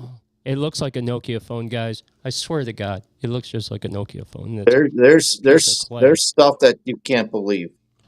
Yeah, I've heard some crazy stuff. All right, so in the Bible, a realm. This got Mr. Moonlight thinking the other day. In the Bible, a realm refers to a sphere of existence or a specific type of being or place. It often implies a separation between the physical world, the spiritual world. The Bible often speaks of heavenly realms, the spiritual realm, and the realm of the spirit. Isn't that cool? Yeah. Jim was like, read that again. Can you please read it again? Can you please read that one more time? We couldn't get past to the thing where it's like specific type of being or place. And they're finding out that they're in certain sciences that they're finding out there is different realms of interdimensional spirituality beings. and stuff now. Yeah, they're saying that the aliens are interdimensional beings that Yes, can change from realm to realm to realm. Yeah, Yep. it just blows my mind. That's what they're saying. Sasquatch is now, is they come and go as they please. Oh, very cool. Well, Matt, do you have a synopsis on Atlantis, on what really took place? And I think about 2 minutes, and then we're gonna jump to a song, just so you know. Okay, it was a very, very cool place to live until technology and greed took over, and then the gods and themselves destroyed them. There's other undersea realms continents that got destroyed too, due to the fact of other things like Lemuria and Mu. You guys got to check those out too. Lemuria was more of a spiritual continent than Atlantis. They were total opposites. Atlantis was all technology based. It was all money and stuff like that. Very high, very high technology, and I think that's what destroyed them more than an actual gods destroying them, because they just killed themselves off. Yeah, you can only reach a certain point of technology, and then you start, like Jim said, thank God put us far away, because you get to a certain point. And I believe that God. I believe existence is circular too. You get to a point and it resets itself. So I don't know if we're in a reset now or we're about to get into a reset, but I think we're at that point right now. Interesting point. Well, guys, this has been the paranormal chef, Matt Gutka. Thank you so much for joining the show. Matt, stick around, enjoy the rest of it, and I'll be talking to you Monday probably. Okay, cool. All right. You have a good night. This You is too. Circle of Nero. This is Funerary Rites of the Nephilim. I'm sending this out to you, Matt Gutka. This is a cool song. Take care, man. Nephilim. Take it easy. Talk to you guys later. Rock on, guys. See ya, man. When we come back, another Dead Rock Star. Then we have a surprise for you, Jim.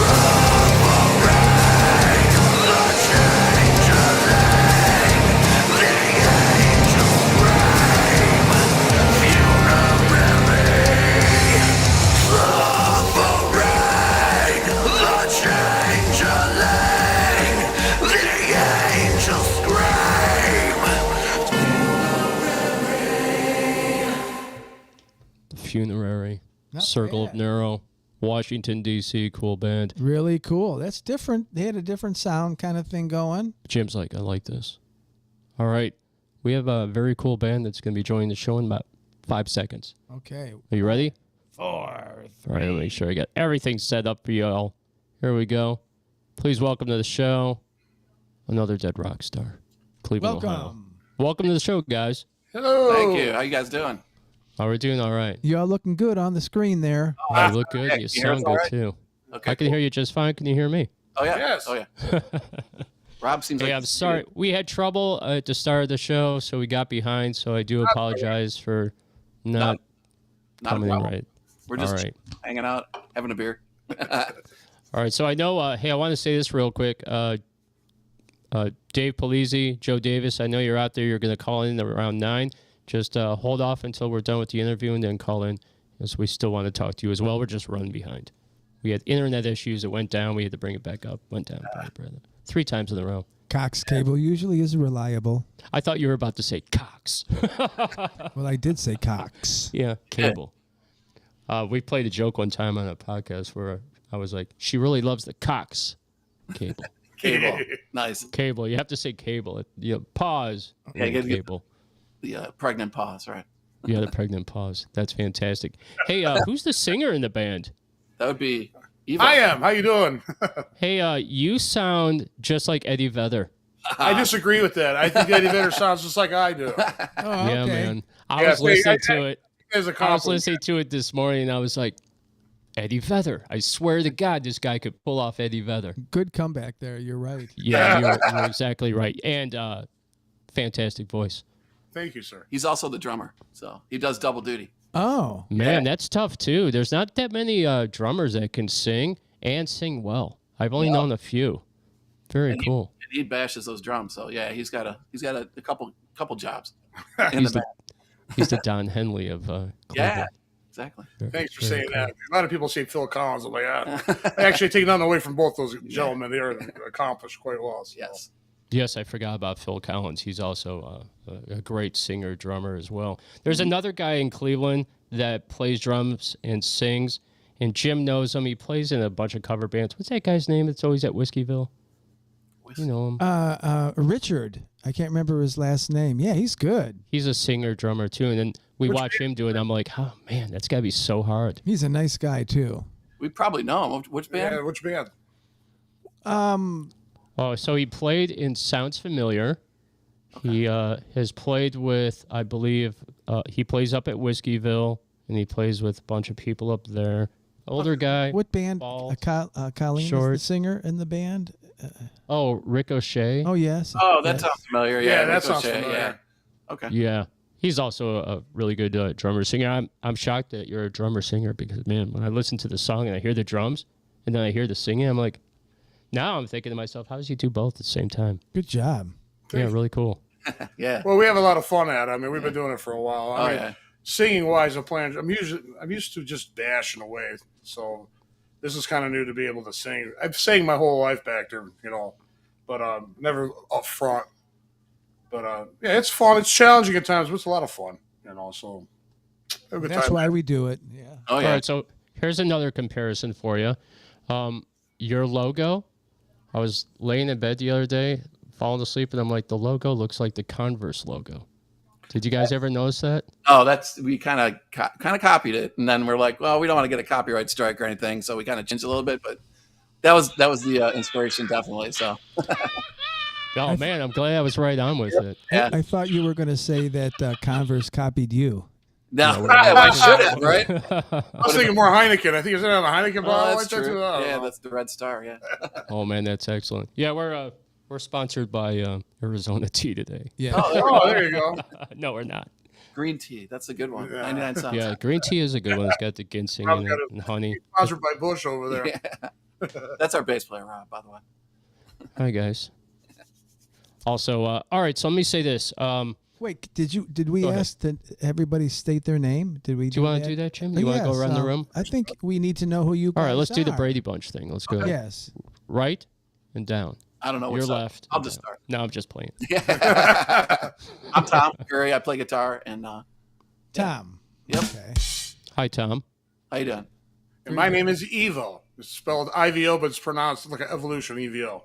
So Nice to meet you. IVEL is the spelling of your name? That's new. IVO. Oh. He's evil. IVO. But you pronounce the E like evolution Evo. Yeah. Yeah, gotcha. That is different. Yeah, that is different.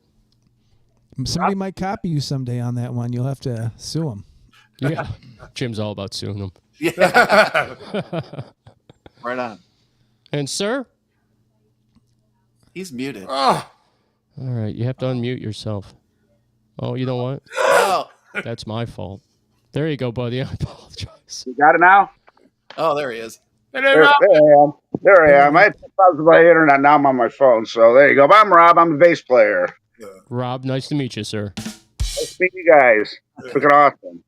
Jim's always like, what's their names? Right? And 90% of the time, I'll write down all the names and I'll be like, yeah, I'll show them the names and stuff. But this time, I was really stressed for time to get the script together and everything. So, you know, shit happens. No problem. Yeah.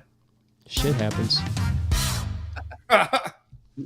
All right, guys. So you sent me the song 1985. Right. Yeah. I got to make sure I have this sitting here. 1985, Can You Help Me? Yep. That's the song that I listen to, and I always think Pearl Jam. Sounds a lot like that. Okay. And which is a huge compliment for me because I don't like Eddie Vedder, but I like Pearl Jam. I love the music that they play. Oh yeah. Right? Yeah. We love Pearl Jam. Yeah. We're a big fan of 90s, we all 80s. We've been around a while, so we grew up in the 70s, 80s, and early 90s. You know, there's a lot of influences there, plus other stuff. So, but yeah. Yeah, I need to have you guys send me some more music so we can get some other stuff on. We've been playing the hell out of 1985, and it also, I'm not sure if you know this, but it spins on Rockstar Radio Underground on Live 365, which we're affiliated with in North Carolina. Kick ass. Oh man, I appreciate that. Thank you. It probably plays on 7 or 8 shows. Really? Wow, that's great. Man, that's great. Sure. It's hard to keep playing our songs, but yeah, we definitely appreciate that. And the other thing is, I don't know if you know this, because through BMI and ASCAP, you want people to get paid for their spins. So I put all your information in there. There's a lot of people don't know this. When you upload songs, you can easily just put like a couple lines of something in there and just stick it in a playlist. And it never gets like spins and registered through the Nielsen thing and all that. Mm-hmm. Yeah, Live 365, part of the service, it goes through. I'm not sure if it's BMI or ASCAP. I'm not sure. But yeah, you get credited for your spins. Oh, that's awesome. That's great. Pennies. We're talking pennies. Oh, yeah. That's all right. We're talking fraction of pennies, but we're not doing this to get rich anymore. This is our form of therapy. yeah. To be honest, it's a lot cheaper than sitting on the couch paying somebody $125 an hour. Yeah, you're exactly right. Man, so. Yeah, you could write songs and sing about whatever you want to write about. You know. Right. Yeah. CDs Definitely are coming therapy. back. What do you think about that? Is that a good thing? I think so, because you get the physical media. It's something you can Heck hold on. yeah. You know what I mean? And it's not just, it's on your phone, and then if you don't pay for your service, then you lose all your music, It's not like that. So it's, I got a ton of, right over here, I got a ton, like 300 CDs sitting over here. So I'm glad to see it's coming back around like that. I like it. It's something you can hold in your hand. It has artwork. You can look at it. It's kind of like an extension of the creativity, right? Mm-hmm. Not just the music. Then you have the artwork, which I think is super cool. And talking about money, you can actually make money on a CD where you could sell it for, I don't know, $10, $15 or whatever, $5. You can actually make money, where a lot of artists are ticked off about like Spotify and stuff because it's like fractions of pennies, and artists aren't making any money. 0.0003 something. I don't know. Yeah, isn't that wow? Yeah, and you got to have a million spins just to make like $100 or something. That's crazy. Yeah, that's true. Yeah, we looked at the numbers one time. We're like, I wonder how many spins you need to get to make $1 million. It's a lot. It's way more than. Yeah, for sure. Hey guys, so you have more music because we talked about you sending it out to me. Are you guys recording? Are you? What's your plans for the summer? Well, we're still promoting this EP. I think it's EP, 7 songs, whatever you want to call it, EP, LP. So we're pushing that right now. We have a catalog of stuff to be able to record yet. So, but we're trying to push this through, do more shows, get more, our feet underneath us, and then hopefully by a year or so, we'll get a second album out and we'll go from there. So we'll see what happens here. Yeah, we've been like the last 6 months or so. We've been writing songs at practice and come up with some cool stuff. And then also we had a bunch of songs we wrote. When was that? It was way back in like 2010. Yeah, it kind we of had brought a different them back bass player. with a different flavor to it, and before you know them, they're taking off too. So it's like, yeah, so we probably got another album's worth of stuff already, and we just need to, sharpen it up and polish it, make it nice and pretty and sounding great. So, okay, very cool. You have any shows you plan on doing? Oh yeah, very cool. Rob, we got Franklin Brewery. What is that? January or July. For July. Yeah. And then what's the other one? The one out in they were playing Geneva on Lake Sports in August. Right. Where's that at? The last one you said? Geneva on the Lake and Sportsters. At Sportsters there. They got a stage back there, and it's outside. And we're opening up for another one of my buddy's bands. We're gonna play the first hour, and then they'll cover the rest of the 4 hours. So, but should be a good time. That's cool. Geneva on the Lake's beautiful, man. Yeah, especially during summertime, it's gonna be so nice there. It's a lot of fun there, and they have a couple big stages there, so it's pretty cool. It's home very cool for me. I grew up in Geneva, which was just funny. Right. Oh, nice. So you'll probably have the biggest draw. Yeah. Everybody's coming from his side. Right. That's funny. Okay. Hey, all right. So here's a question for you. And, obviously we ask, if you've seen the show, we've asked every band from every area, no matter if it's Dallas or Chicago or Cleveland. If I was a genie, man, I could grant your wish. What's the thing that you would like to change about the music scene or not change? I mean, what is the Cleveland music scene for you guys? Oh, man. Well, this gets personal.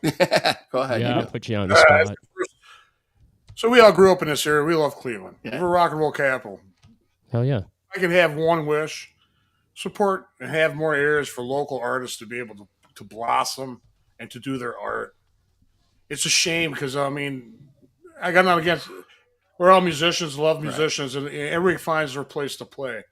But when it comes to, it seems like if you're going to make it big, and not that we want to, but I'm just saying, there's a lot of acts that have to leave town, get pop, and all of a sudden they're saying we're from Cleveland. No, we should homegrow them. There's a lot of towns that do that, and they have their scene.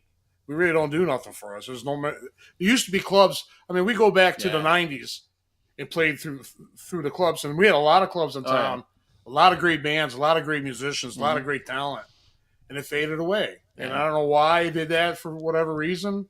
The talent's still here. Talent keeps growing up and going, but there's no other real places to play in town. Nothing against cover bands. We've played in cover bands. Still do here on the side to keep our chops up. Help out friends, jump in wherever we can. The tribute bands are taking up all the scenes, and it's like, you want to go see a tribute band? I got no problem with that, but they don't lay a there's not a forum for for the original guys to be able to play for whatever form of music it is. Pick the night, don't matter. If it's heavy metal death night, we'll do heavy metal death night. If it's grunge night, we'll do grunge night. There's all kinds of funk night. We'll throw the funk bands off through there and set up places in town to be able to do that. We really don't have that. It's there's 2 or 3 places, but there was a lot more. Yeah. And now, everybody wants to go see a cover band. So it's tough, but we're working through it. We know the Foundry just moved. Mm-hmm. That's got a great sounding stage. But other than that, you got the Grog Shop. Doing all these plugs. Should get paid for them. Yeah. Winchester. But the great sound system, the guys that run the sound in them are fantastic. Beachland Ballroom. Yeah. I know back in the 90s, Brothers Lounge was strictly blues. And now they're playing all kinds of bands coming through there, which is great to see. That's what it should, and every club should kind of be doing that. Right. They almost have to. No. But we still need places for us to be able to flourish at it, Yeah.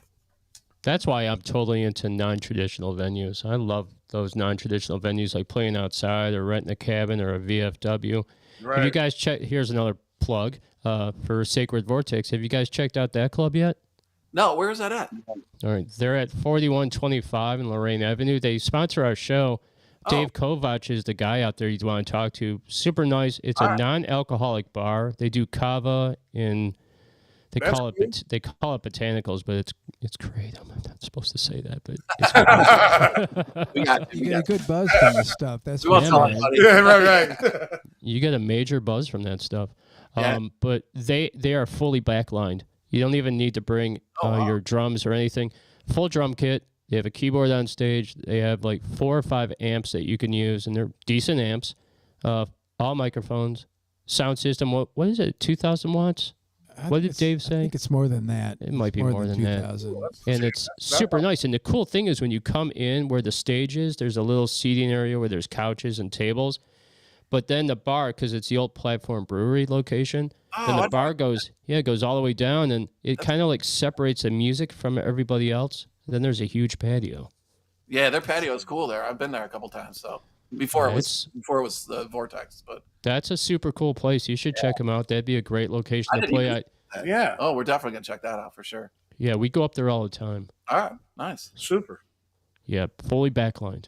That's the great thing. I always tell everybody, I'm like, I don't understand why there's not more bands like I want to play there. You know what I mean, Jim? It's funny. I haven't heard of it, but yeah, we'll check it out for sure. Yeah, very cool. All right, guys. So what we're going to do is we're going to play 1985. And before I do that, like I ask everybody, can you give us an idea what the song's about? And before you do that, how did you come up with your name, Another Dead Rock Star? Because it's super cool. Oh, thank you. Go ahead. So years ago, a galaxy far away,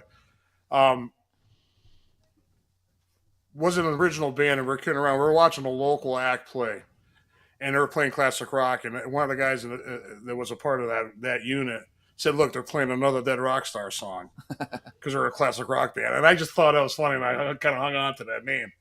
Oh, that's cool. And so it's kind of tongue in cheek, kind of, you know. So yeah, because most of our guys who inspired us to play either physically are no longer with us or their careers are now. But anyways, Right. you know, so it kind of we just kind of went along. And besides, we kind of like stuff that kind of rolls. Name of bands, you know, if you think of bands like I think Alice in Chains like pops to mind. Yeah. You know, like the Marry My Hope, which is an obscure band. Faith No More, so it had kind of a roll to it. So Another Dead Rock Star, it was kind of cool. I thought, you know, kind of rolls off the tongue. Right? You got the acronym to the ADRS, you know, like that kind of. So it works. So yeah, it is a great name. It's an interesting name and very cool, right, Jim? Another Dead Rock Star. I think so. It is very cool. Nailed it there. All right, so tell us about the song 1985. What's that about? Yeah. Well, okay. So the way this thing started out, actually, Tom comes up with this riff. We put, you know, it just came together. Yeah. So, and it was funny because a good friend of ours went rock climbing, of all things, and he was telling us he went out to Arizona to the Grand Canyon, and they had to sleep on ropes, you know, on platforms, but you couldn't defecate out. You had to put it in tubes, right? Oh my God. So, I mean, that's part of the story. Sorry. Anyways, it's not the song. It gets better. The funny thing was, he spent 2 weeks out in the wilderness. He goes, he couldn't even masturbate. And I started laughing because we were rehearsing that, and I'm like, all right, we're going slump busting. So slump busting was we'll go to the strip club, and not the high end ones. We'll go to the low end ones. Yeah. So we took him. I take him to this place. We walk in, and this is the most drop dead gorgeous stripper in this club, and I'm thinking to myself, what the hell are you doing here? And she asked me if I want to dance. I'm like, no, you have to. Can you help me out? That's how that comes about. You know, catch my friend here. Yeah, he hasn't seen a woman in 2 weeks, okay. so he did her do. So that whole song is about that. Can pretty you much, help me? man. Like, yeah. Excellent. Nice topic. That's very cool. That's funny. All right, guys. So this is Another Dead Rock Star. Thank you for joining Outlaw Radio tonight. You guys are very cool. We got to come see you play. Right, Jim? Yes, man. You hit up that old We got to get out there. Let us know when you're playing. We will go. Yeah, we will. And also at the same time, I don't know if you saw this, but I put it as a comment down there. The Rising Fall said, hey, get with us. They want to come to Cleveland. Maybe you guys could share a bill. Oh, heck yeah. We're always here. Yeah. So, Okay, very cool. For real. All right. I want to thank you so very much. Thank you for joining Outlaw Radio. Thanks, guys. This is Another Dead Rock Star. This is 1985. Take Take care. care, baby.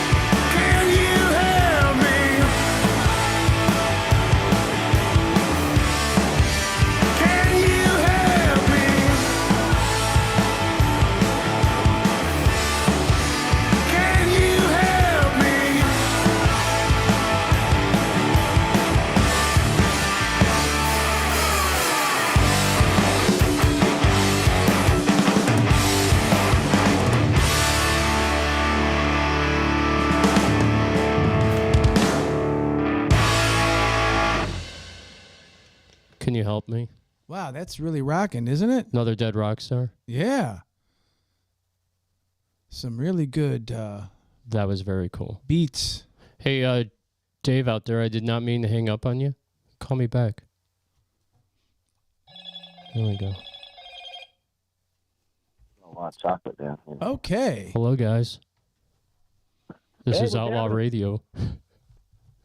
Hey, this is Dave Polizzi with Joe Davis. Joe Davis? Is the bass player with you guys tonight? I'm sorry? Is the bass player in the house as well? Heck no. No, he's out fighting the world. I gotcha. All right, well, I want to welcome to the show. This is a surprise for everyone. This is Dave Polizzi from the band My Cleveland Project and Joe Davis from the Joe Davis Band. Dave Polizzi also plays drums in the Joe Davis Band. And tonight, we're going to talk about a song that Joe played lead guitar on. I don't know if you did vocals. I'm not sure. Maybe you guys could shed some light on that. Yeah. Yeah, I sang that song. Yeah, I think- thought so, Dave. Very good, I'm man. sorry? Very good. Yes. It's excellent. Thank you. Yeah, I sang that song, and it was fun. You know, it was interesting. You know, when we were all writing it, as you guys know, because you're part of my Cleveland project too. Well, yes, you know that thank you. everything is collectively. You know. Yeah, for sure. Hey, you know, I didn't know you sang that song until I watched the music video, because I went on your music videos the other day, and I wanted to watch and see, you know, the songs that Joe Davis played on, because you told me last show that he was on. You're like, am I just a fool? So I looked up the video and I saw it, and I was like, oh my God, that's Dave singing. Excellent voice, man. Was there a lot of auto tune? I'm just teasing. I know. For the radio station. Yeah, that's funny. All right, so tonight we're going to play, like I said, Am I Just a Fool? Do you guys want to tell me a little bit about that song? And also, I think you have some news to tell us as well. Isn't there something you got cooking? You find out when we're going to be playing Cleveland, aren't you? Yeah, I'm always after that. I asked you like 3 times. I figured after a couple cavas you would start talking. The interrogation was going well. Right, and you tried to talk to Joe when you did the interview with Joe. But we can tell you this. Yes, we are booked, and we are coming to Cleveland this summer. Excellent. Where's that going to be? We're not. How much are tickets? We don't know yet. We don't know yet. Okay. Are you working with a promoter? It's a big show, and we're not going to tell you anything yet. It should be coming out in the next couple of weeks through the promotion, people. All right. Maybe I That's could what they get tell this one out of you. Are you headlining, or is there a national with you guys? Can you answer that one? There's going to be a lot of really incredible talent there. I think it's going to be a show with a lot of different artists on it. Can we tell them there will be a? Yeah, there will be a national, big national on the bill with us. Actually, 2. Actually, yeah, there's actually 2. Yeah, I knew it. I mean, they're both super talents. They're super talents. It's incredible stuff, and it's going to be pretty kick-ass. It's going to be one of the best concerts of the year. Right. Super cool. And so you're going to be announcing that date later this week or in the next 2 weeks, you said? Once the promoter gets it out and all that kind of stuff, yes, we will be. But yeah, that's why I'm down right now here in North Carolina. We're rehearsing right now. I'm going to be here 3-4 days doing some rehearsal. The band's sounding killer and stuff like that. So we're doing pretty good. We're excited. It's fun. Our ears are ringing. You know, typical stuff. You know? Hell yeah! It's going to be cool. Super But cool. your question Awesome. I'm excited now because I kind of felt like that was what was going to happen. I had that feeling when you were sitting next to me, and I was like, man, I know this guy's got something cooking right now. There's something that's going to happen. Didn't you have the same feeling, Jim? Yes, I did. So, yeah. Hey, Dave. I have that too. Joe, I tried to get it out of him. I tried my best to interrogate him, but he would not budge. And then, I know. And then Dave was like, I see him trying to work Joe on the interview right now. That was funny. I did. I saw you doing And I know me and Joe are like we stick tight together. We know how each other thinks. We've been friends for such a long time and playing in this band for how long I've been around here? 7 years? About 8. 8 years. I've been with the Joe Davis band 8.5 years. You know. Wow, that's super cool. Yeah, it's like a marriage, guys. Right? But we don't. That's great. We got a great thing going. Right. For sure. Absolutely. Right. Which leads us to your question on, am I just a fool? You know, what was that question? I forgot. Well, first and foremost, that song's amazing. It should be spun on every internet station all over. And I know MMS doesn't play original music, but if they did, that song would be perfect for it, Jim, in my opinion. But my question is, since you sang the song, so obviously you wrote the lyrics, what's the song about? Right. And tell me about the experience of creating the song, because it's fantastic and I can't wait to share it with everyone. Great. Well, you know how my Cleveland project works because you're part of the project. Yeah. You know, you guys did my world, you know. So what we were doing is we were all working on the song, and then it was starting to come out pretty interesting. And when I was starting to write the lyrics to the song, I just picked a subject that I think that everybody can relate to, and it's about relationships, and it could be a guy or a girl, you know, and just how relationships slowly fall apart. And through the lyrics, you can see, you know, do you really need me? Am I just a fool? Because sometimes in a relationship, you're hanging on, and the other person wants to leave. So, and like I said, through my experiences and my friends' experiences, that's kind of how I put all the lyrics together and kind of made a story out of it. And then we were recording the songs and stuff like that. And Joe, he's been working on some absolute killer sounds, and he keeps sending them up to me. And actually, you did that. What was that? Foot stomping music? Yeah, we did Grand Funk Railroad. Right. Foot stomping music. Right, and we did it, and he just shredded it. You know, but you heard a different version of it. We have an absolute heavy metal version of foot stomping music from Joe. Oh, wow, I got to hear that. Yeah. Do you guys do that live then? Is that a thing? Or do you guys play that in Joe Davis band? You do the foot stomping song in that one, but it's all metal? We just played it, so we don't know what we're gonna do. Well, we're super excited to see you guys, man. We're excited. Right, we're glad. We're glad, you know. So Joe was doing all these cool sounds and stuff like that, and I said, "Hey, Joe, I got this song. If you just want to goof around with it, and I'll let Joe tell you." I sent him the song. He probably said, "Man, so go ahead, Joe." Oh well, yeah, I did play guitar on the song, and I think I got to be in the video for that, if I'm not mistaken. Yeah. You did. And I got to be a Japanese anime and character in that. But yeah, David sent me the song, and David's always a very musical guy, and I know he's always working on music, which I think my Cleveland project's interesting because of all the different faces and signatures that are being signed to his music. I mean, there's a lot of different characters coming in, and it's creating something different and unique because of all the different people involved, and that makes it a fun thing. And when David sent it to me, I looked at it very subjectively because I don't usually play on anybody's stuff anywhere. And but when he sent it to me, I was like, well, David's really spreading his stuff out, and he's sharing a lot of different music with a lot of different people. So yeah, I'll play on it. Yeah, I'll do it because I like Dave, and he plays drums for me, and I'll work on his stuff and I'll look at it. But I was worried. I was impressed with the song too, and I said, well, I can add to it. So I feel like I could contribute something to that. So I took a challenge, and I felt like I did it justice. Oh yeah, I think it came out pretty good. Yeah, definitely. The guitar solos on it is super good. And that video, your guitar solo, they have you in black and white. It looks so cool. I just wanted to say that. I don't know, Dave, did you do that? The music video for that? Yeah. I did 95% of it. Then I have one of my friends, which you actually talked to in one of the other interviews. The guy from LA, remember, in one of my interviews? If you remember? Yeah. He did some of those cool cartoon finishing touches and just made it. It was a great video. Awesome video. It was a great video because most music videos sometimes get into a rut.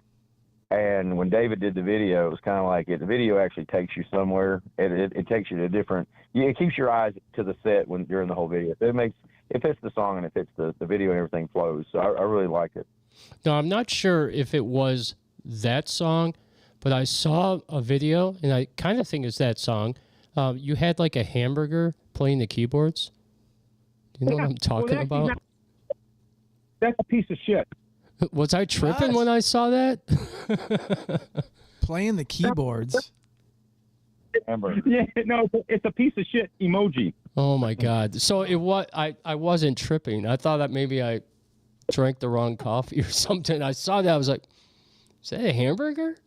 Oh, that was funny. Oh, that was John, and he was playing the keyboards like a giant. A giant poop. That's fantastic. I'll show it to you later, Jim. You're gonna be like, "What the hell is this?" I'm losing my voice tonight. Or she goes, let me do this. So I gave him this piece of shit, and he did a great job with it. That's hilarious. I saw that, and I was like, I have to ask him about this. And then I couldn't remember where I saw it. I was like, was it the Am I Just a Fool video? So I'll show you that later, Jim. You're going to laugh. All right, guys. Thank you so much for calling in. We totally love it. It's super cool. We always like hearing from you. And I don't know if you could see me, but there you go. That's for you guys. Hey, I appreciate y'all playing our stuff. Hey, man, I appreciate you sharing all our stuff. And thank you also to Dave for sharing us. We were talking about all the people that have been with us since day one, and you've been there. And thank you guys so much for sharing and caring and all that great stuff. It's super cool. Okay. All right, so this is My Cleveland Project with Joe Davis on lead guitar and Dave Polizzi on lead vocals. Thank you guys so much for calling in. You guys freaking rock. Take care, you guys. This is Am I Just a Fool? Thanks, man. Thank you so much. You have a great night.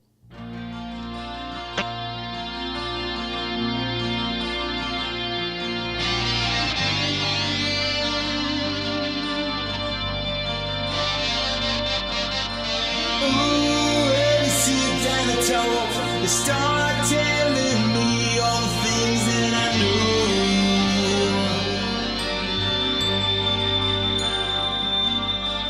When you come home and I give you a kiss, something's gone.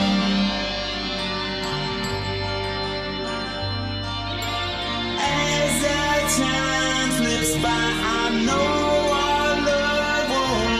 much longer.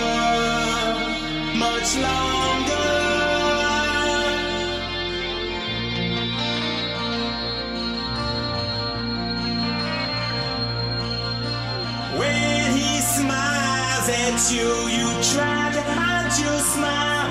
I saw right through you.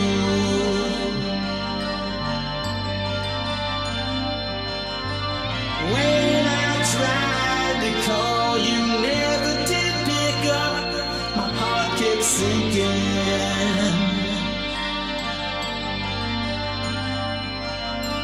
As our time slips by, I know our love won't last much longer.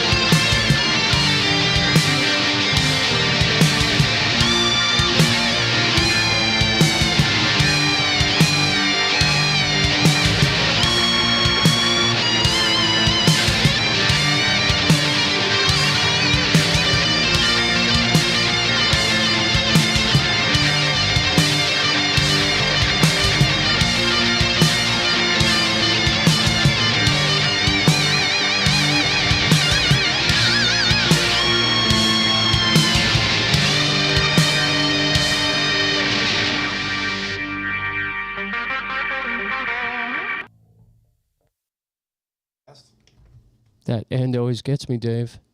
Very cool. I was hoping at the end the little Pooh guy would have played a little bit longer. It's a weird ending, man. But I like it.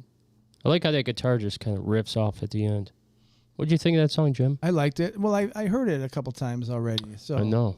Am I just a fool? I like it when it kicks in and the drums start and it picks up the beat a little bit. Pretty cool. Yeah, the Rising Fall said, love all the guitar work on this. It definitely is a really good song. And I did want to say this. Distant Sun Rising said, hey, I'm working, but I stopped in to say, I love you. Very nice. Isn't Thank that you. nice? And guys, that was Am I Just a Fool by the My Cleveland Project. It's a very cool project. Check them out. And that was Joe Davis from the Joe Davis Band. And there's a big show that's going to go down with them in Cleveland. And, man, I'm super excited about the Rising Fall, talking about Avoid Dead and another dead rock star and possibly doing a festival in Cleveland. That'd be super cool. Right? Absolutely correct. Matt Guka said, really cool drums and guitar. And the Joe Davis band said, thank you very much. You're welcome. Hope to talk to them soon, that's for sure. Yeah, those guys rock. I really like Joe Davis. And really interesting guy to talk to. I had a great time with him. All right, so we're at that point. It's the Shanae. But let me set this up for you, Jim, so hold on 1 second, okay? Don't even talk.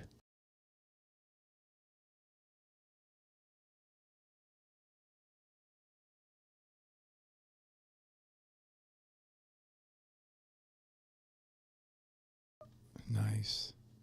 I had to bring in Mr. Moonlight really fast. There we go. Now, it's time for the Shanae. Okay, Jim, take it away. This is the last installment of Elon Musk information that we've been doing for the past, 4 or 5 weeks. There's a big clap there. I think they've had enough. You want one more? Hold on. This is where the show's going to get really fun. Okay, let's go. There's a word that I've never seen before. Outlier. Outlier? What's an outlier? Matt, can you Google that for us? Anyways, that's the first sentence, and I'm going to read it. Musk is an outlier among business leaders who typically avoid partisan political advocacy.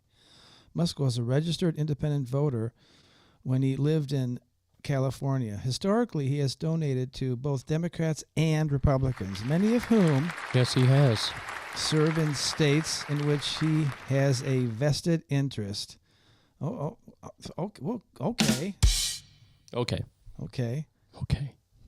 I don't know why. Okay. Since 2022, his political contributions have mostly supported Republicans, with his first vote for a Republican going to Mayra Flores in the 2022 Texas 34th Congressional District special election. In 2024, he started supporting international far-right political parties, activists, and causes. How come it's always far-right? It's never just right. It's always far. What do you think they mean by far? I don't know. Far right. right. So you're right, but way far out there. I guess. It always has to be that way. Hey, man, wouldn't you rather be far right than radical liberals? Like, radical is a horrible name to be called. You're a radical. And but you're far right. Yes. Sorry. To finish that sentence, and again in 2024, he started supporting international far-right political parties, activists, and causes, and has shared far-right misinformation. Boy, he's really letting them have it, aren't they? Here. Hey, some people say that. Right. Some people say that Elon Musk is far out. Yeah, he's far right now, I guess. Far out and far right. And since 2024, his views have been generally described as right wing. I thought he was a Democrat, though. Yeah, this is All right. Wikipedia, folks. Yeah, Wikipedia is bullshit. But we're loving it for the show. Musk supported Barack Obama in 2008. Is that when he was far right, you think? Hey, wouldn't it be far right by supporting Obama? Wouldn't it be funny if once we're dead, far from now, but we're long dead, gone from this planet, they're reviewing podcasts and they come across ours and they're like, we have determined that everything that they told us has been a lie. Wikipedia has lied. All right, go ahead. Okay, let's continue. Yes. So he supported Barack Obama in 2012, Hillary Clinton in 2016, Joe Biden in 2020, and Donald Trump in 2024. How could he do that? He jumped in the fences. 2020 Democratic Party presidential primaries. Musk endorsed candidate Andrew Yang and expressed support for Yang's proposed universal basic income. That's everybody gets a basic income or something like that. I didn't know he. Did you say Yang? Yeah, Y-A-N-G. I thought you said Wang. Well, there's a little bit of a difference there. Hey, you remember Caddyshack? Hey, Wang, meet my wife. Never mind. Okay. Hey, wait, hold on. Outlier is a platform connecting developers to create a generative AI in text speak. Who said that? Matt Kuka. You want me to read it one more time? Oh, okay. It's a platform connecting developers to create a generative AI in text speak. Huh. Never heard of that. Learn something new every day, guys. Good job, Jim. Thank you. I hardly did anything.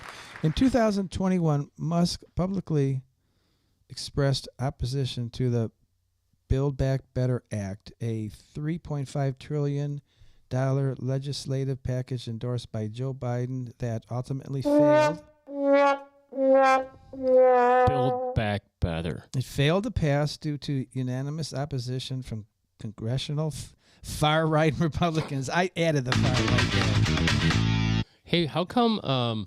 and several far-right Democrats. Ooh, probably not. That's okay. That was wrong. Hey, how come every time like the White House comes up with names like Build Back Better, they're always so stupid?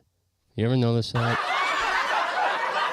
Like, who comes up with this stuff? Like, for instance, not putting you down, MAGA, but MAGA, right? Make America Great Again. And then they become MAGA. It's just so weird. Then they come up with better names. Well, like the thunderous bill from hell. And I would vote for that. That would be far right, maybe? Yeah. In 2022, Musk said he would start supporting Republican Party candidates and gave over $50 million to the Citizens for Sanity, a conservative political action committee. And I will note right now that last sentence did not include the use of the words far right. Far out, man. Wow, man. In 2023, he supported Republican Ron DeSantis for the 2024 U.S. presidential election, giving $10 million to his campaign. The far right. Yeah. And hosted DeSantis' campaign announcement on a Twitter Spaces event. Wow. At a far right rally. Yeah. From the far right June 2023 to the far right January 2024, far right Musk hosted a far right bipartisan set of far right X spaces with far right Republican and far right Democrat candidates, including Robert F. Kennedy Jr., far right Vivek Ramaswamy, and far right Dean Phillips. Wait, what was that dude's name?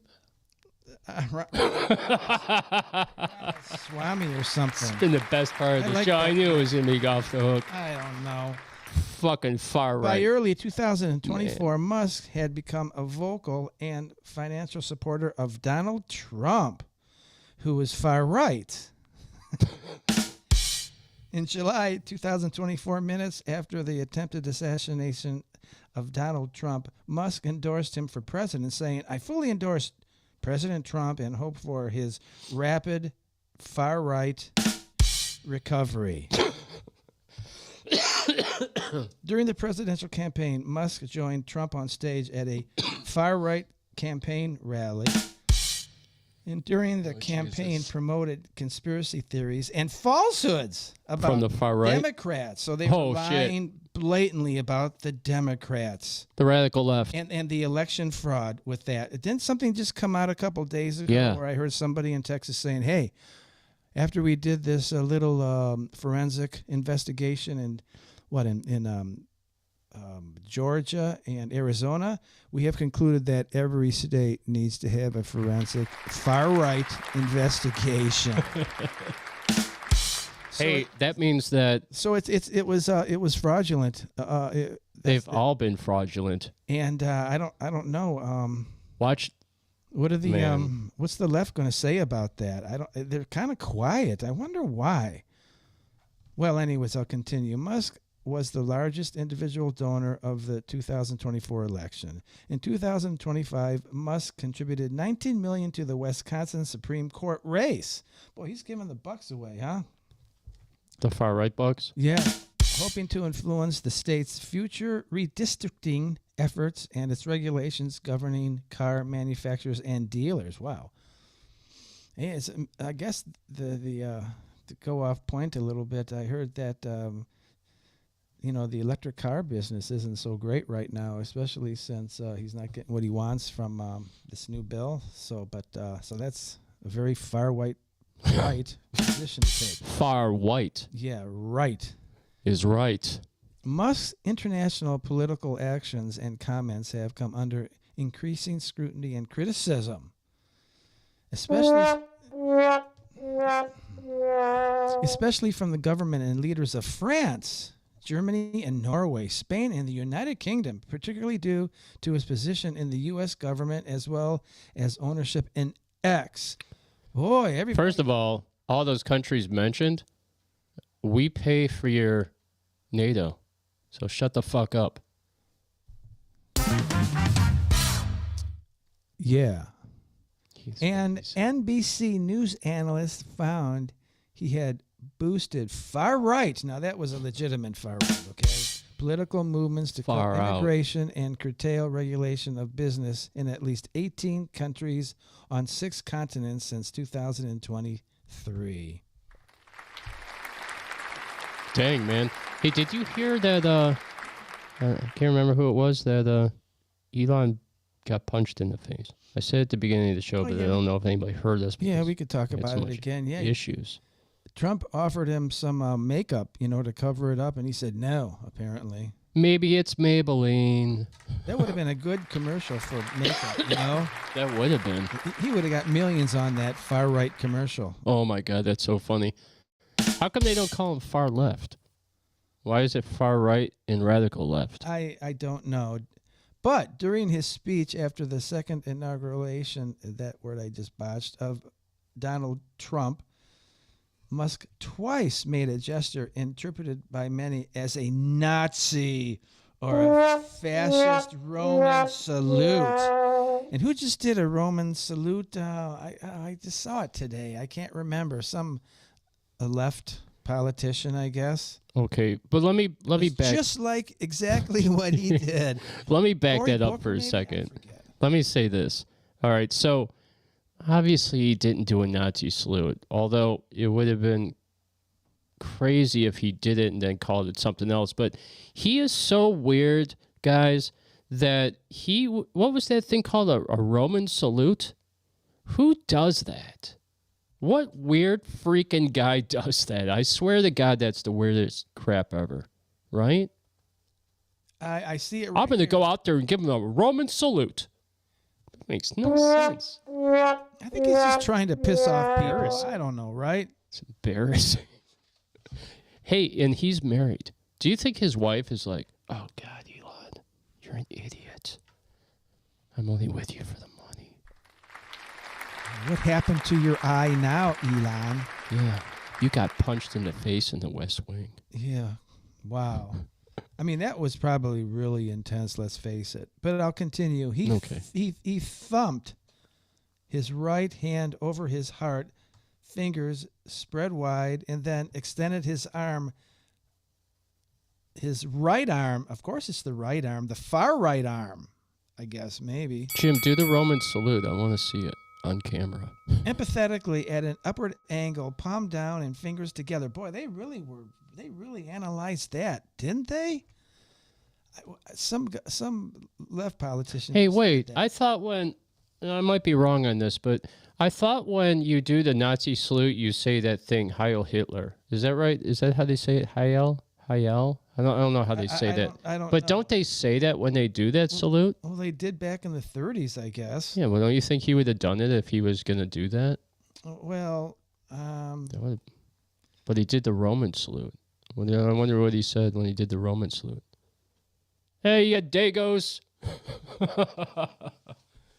Never mind. Okay, so I just got done describing exactly what that salute is with all the finger positioning, the upward angle. He did it emphatically too, that you needed to add that word in there. Now, he didn't just do it, he did it big time.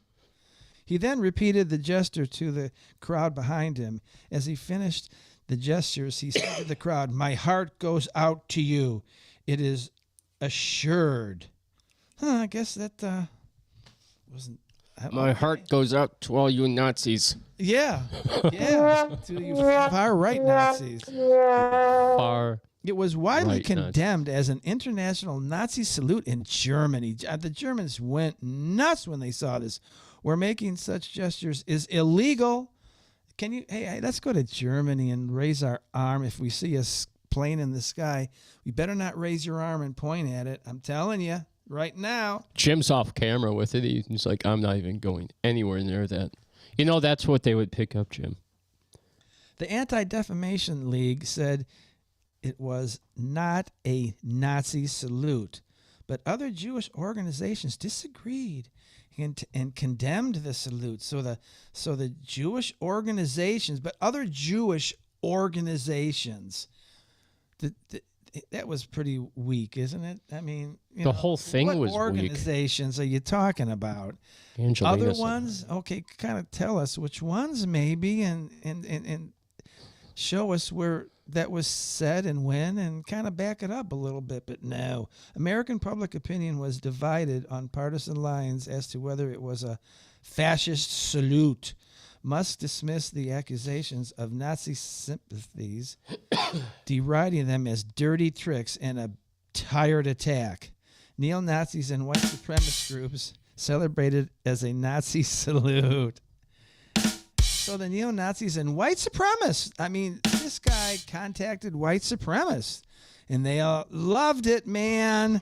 They loved that salute. Okay, multiple European political parties demanded that Musk be banned from entering their country for raising his hand like that. Should have never done it. That's why they're supposed to have, doesn't he have a handler? Don't they all have handlers? He should have been like, and when I finish my speech, I'm going to do the Roman salute. No, you're not.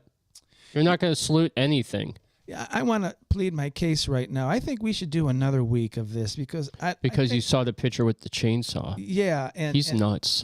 Basically, so I'm pleading my case with Jeff right now. We've gone along too long right now. Did I say that right? About this, I don't want to continue. Yeah. But we have something I want to talk about: the Department of Government Efficiency next week. Can we do that, maybe? Yeah, I don't care. Okay. We could do whatever you want. The world is your oyster, Jim.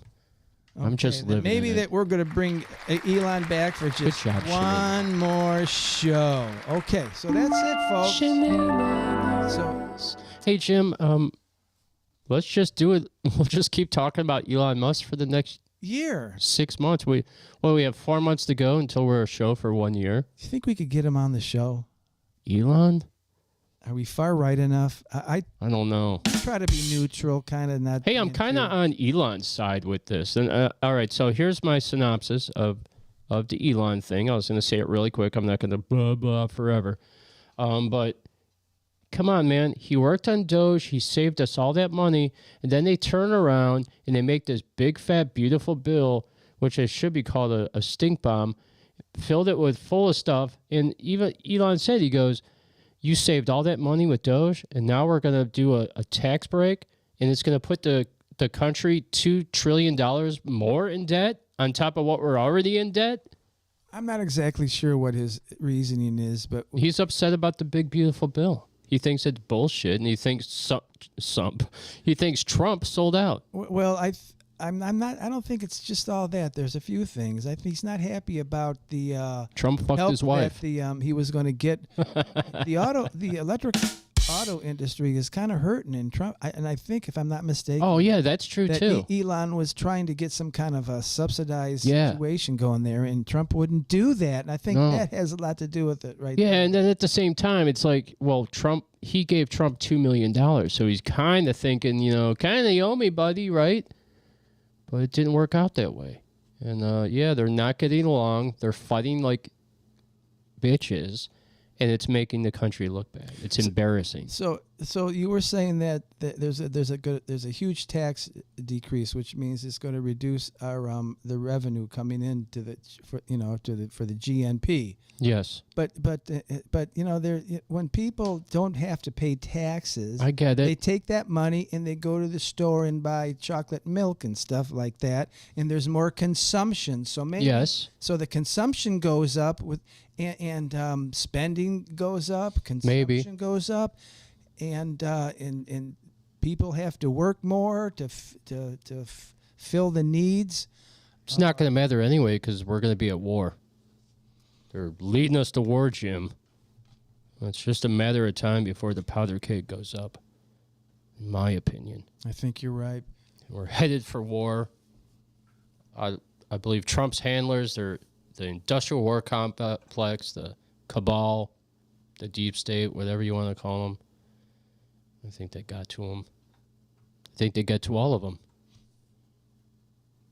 Hey, is it that time again? It is. We're done with the show. Yeah. We had a tough show today. I apologize. There was a lot of mistakes made on my behalf. There was a lot of errors that happened with the internet. At least we got to do the interviews.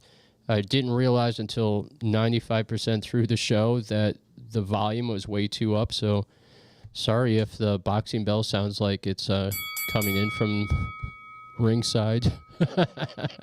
It's still loud. I didn't want to cut it completely down.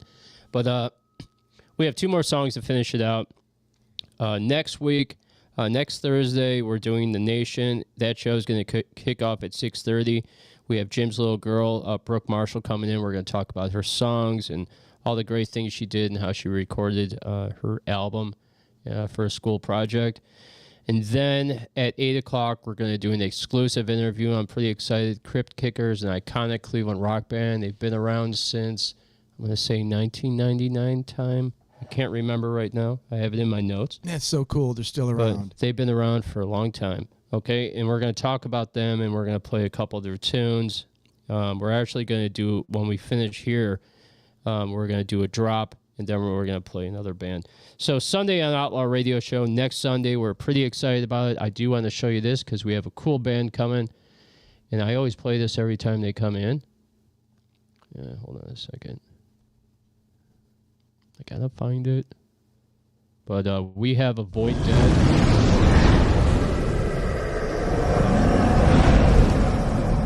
Nice.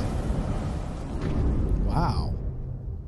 Pretty cool, huh? Yeah. Avoid Dead's going to be joining us next week for an exclusive interview. We're going to talk to him a little bit longer than we normally do because there's some cool stuff I want to talk to him about. So we have interviews with Avoid Dead.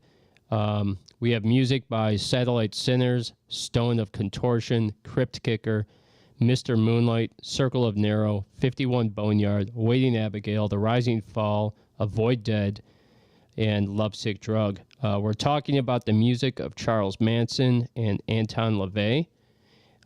In our paranormal segment, the Shenane is brand spanking new with another. Was supposed to be brand spanking new, but Another Elon episode. Another Elon episode. Actually, it's Jim's fault because he pulled up the thing with Elon on stage with a chainsaw and was like, yeah, we got to do another one. Oh, yeah. Guy's so weird.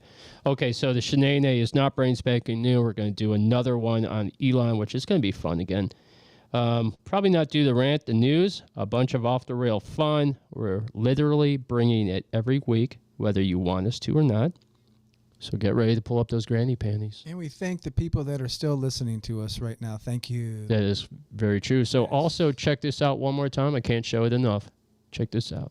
So right before I recorded Speak of the Devil with Ozzy, I got a call from Kevin that same week and says, "Hey, Roots, you want to come down? There's a possible record deal, and how would you like to come down and record Thunderbird as a tribute to Randy?" And I say, "Sure, of course." And it's Randy had just passed away a few months before. This is September, and Randy passed away March 19th. And so that was a very special. 8 months before I joined Ozzy, I moved in with Kevin and started playing in Dubrow. So I was very familiar with a lot of the songs, and also the songs that wind up on the Metal Delph record. Again, I'm still a member of Ozzy. I go down there and record, so I tracked Thunderbird really quickly, and then the producer says, "Listen, we got a few hours left. Do you remember any of the songs?" Pretty cool, right? I still can't believe he was on our show. What a great guy. Freaking Rudy Sarzo. Played in Ozzy. Played in so many amazing bands. Blue Oyster Cult, The Guess Who. You could still hear, you just know the way he was talking about Randy Rhoads, how his heart is still bleeding over that incident. It really is that's sad. And that's he exactly was right. profoundly affected, along with millions maybe of other people, because of that terrible incident. Yeah, that's true. Yeah, that was crazy. That was a really fun interview. I'm glad we got to do that. As you know, we did Joe Vitale last week, this past Thursday. That was very cool. Probably one of the best interviews we ever did together. I called the publicist for Mark Farner and left a message last week. Oh, nice. Might as well go for that. Who knows? Yeah, you never know. We'll drop those down, but yeah, we will see you next Thursday, going live at 6:30, doing The Nation, followed by Crypt Kicker coming on at 8 o'clock. We're super excited about it. So what we're going to do, Jim, is we're going to lead out the show, right? And I got 2 songs set up back to back. One is a special drop by Crypt Kicker. You've never heard them before. This song is called World of Ghosts. It's super cool. It's very paranormal. And then we have Conspiracy 216 with Work Sucks. So here we go. We've been Outlaw Radio. You have a fantastic night, Cleveland. Have a good Take week. it easy. Have a good week. We'll see you Thursday night. Adios, amigos. It's a perfect night for mystery and horror. The air itself is filled with monsters. I'm all ears. While heaven blasts the night without, open up your pits of hell.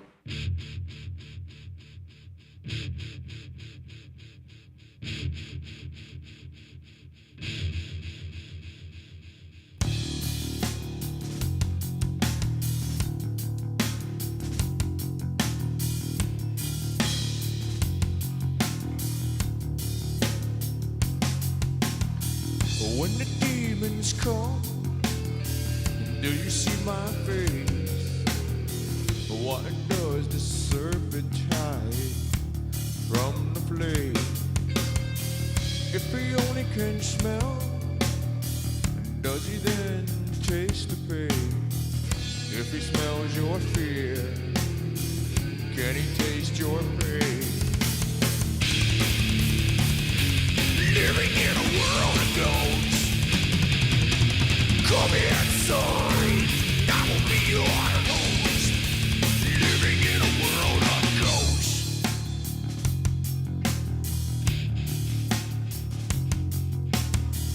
When you cry at night, do you taste the tear? When you open your eyes, do you see a million fears? If it all came clear, would you see your fate? If you could see, would you change your fate? Living in a world of ghosts, come inside, and I will be your host. Living in a world of ghosts, I'm living in a world of ghosts.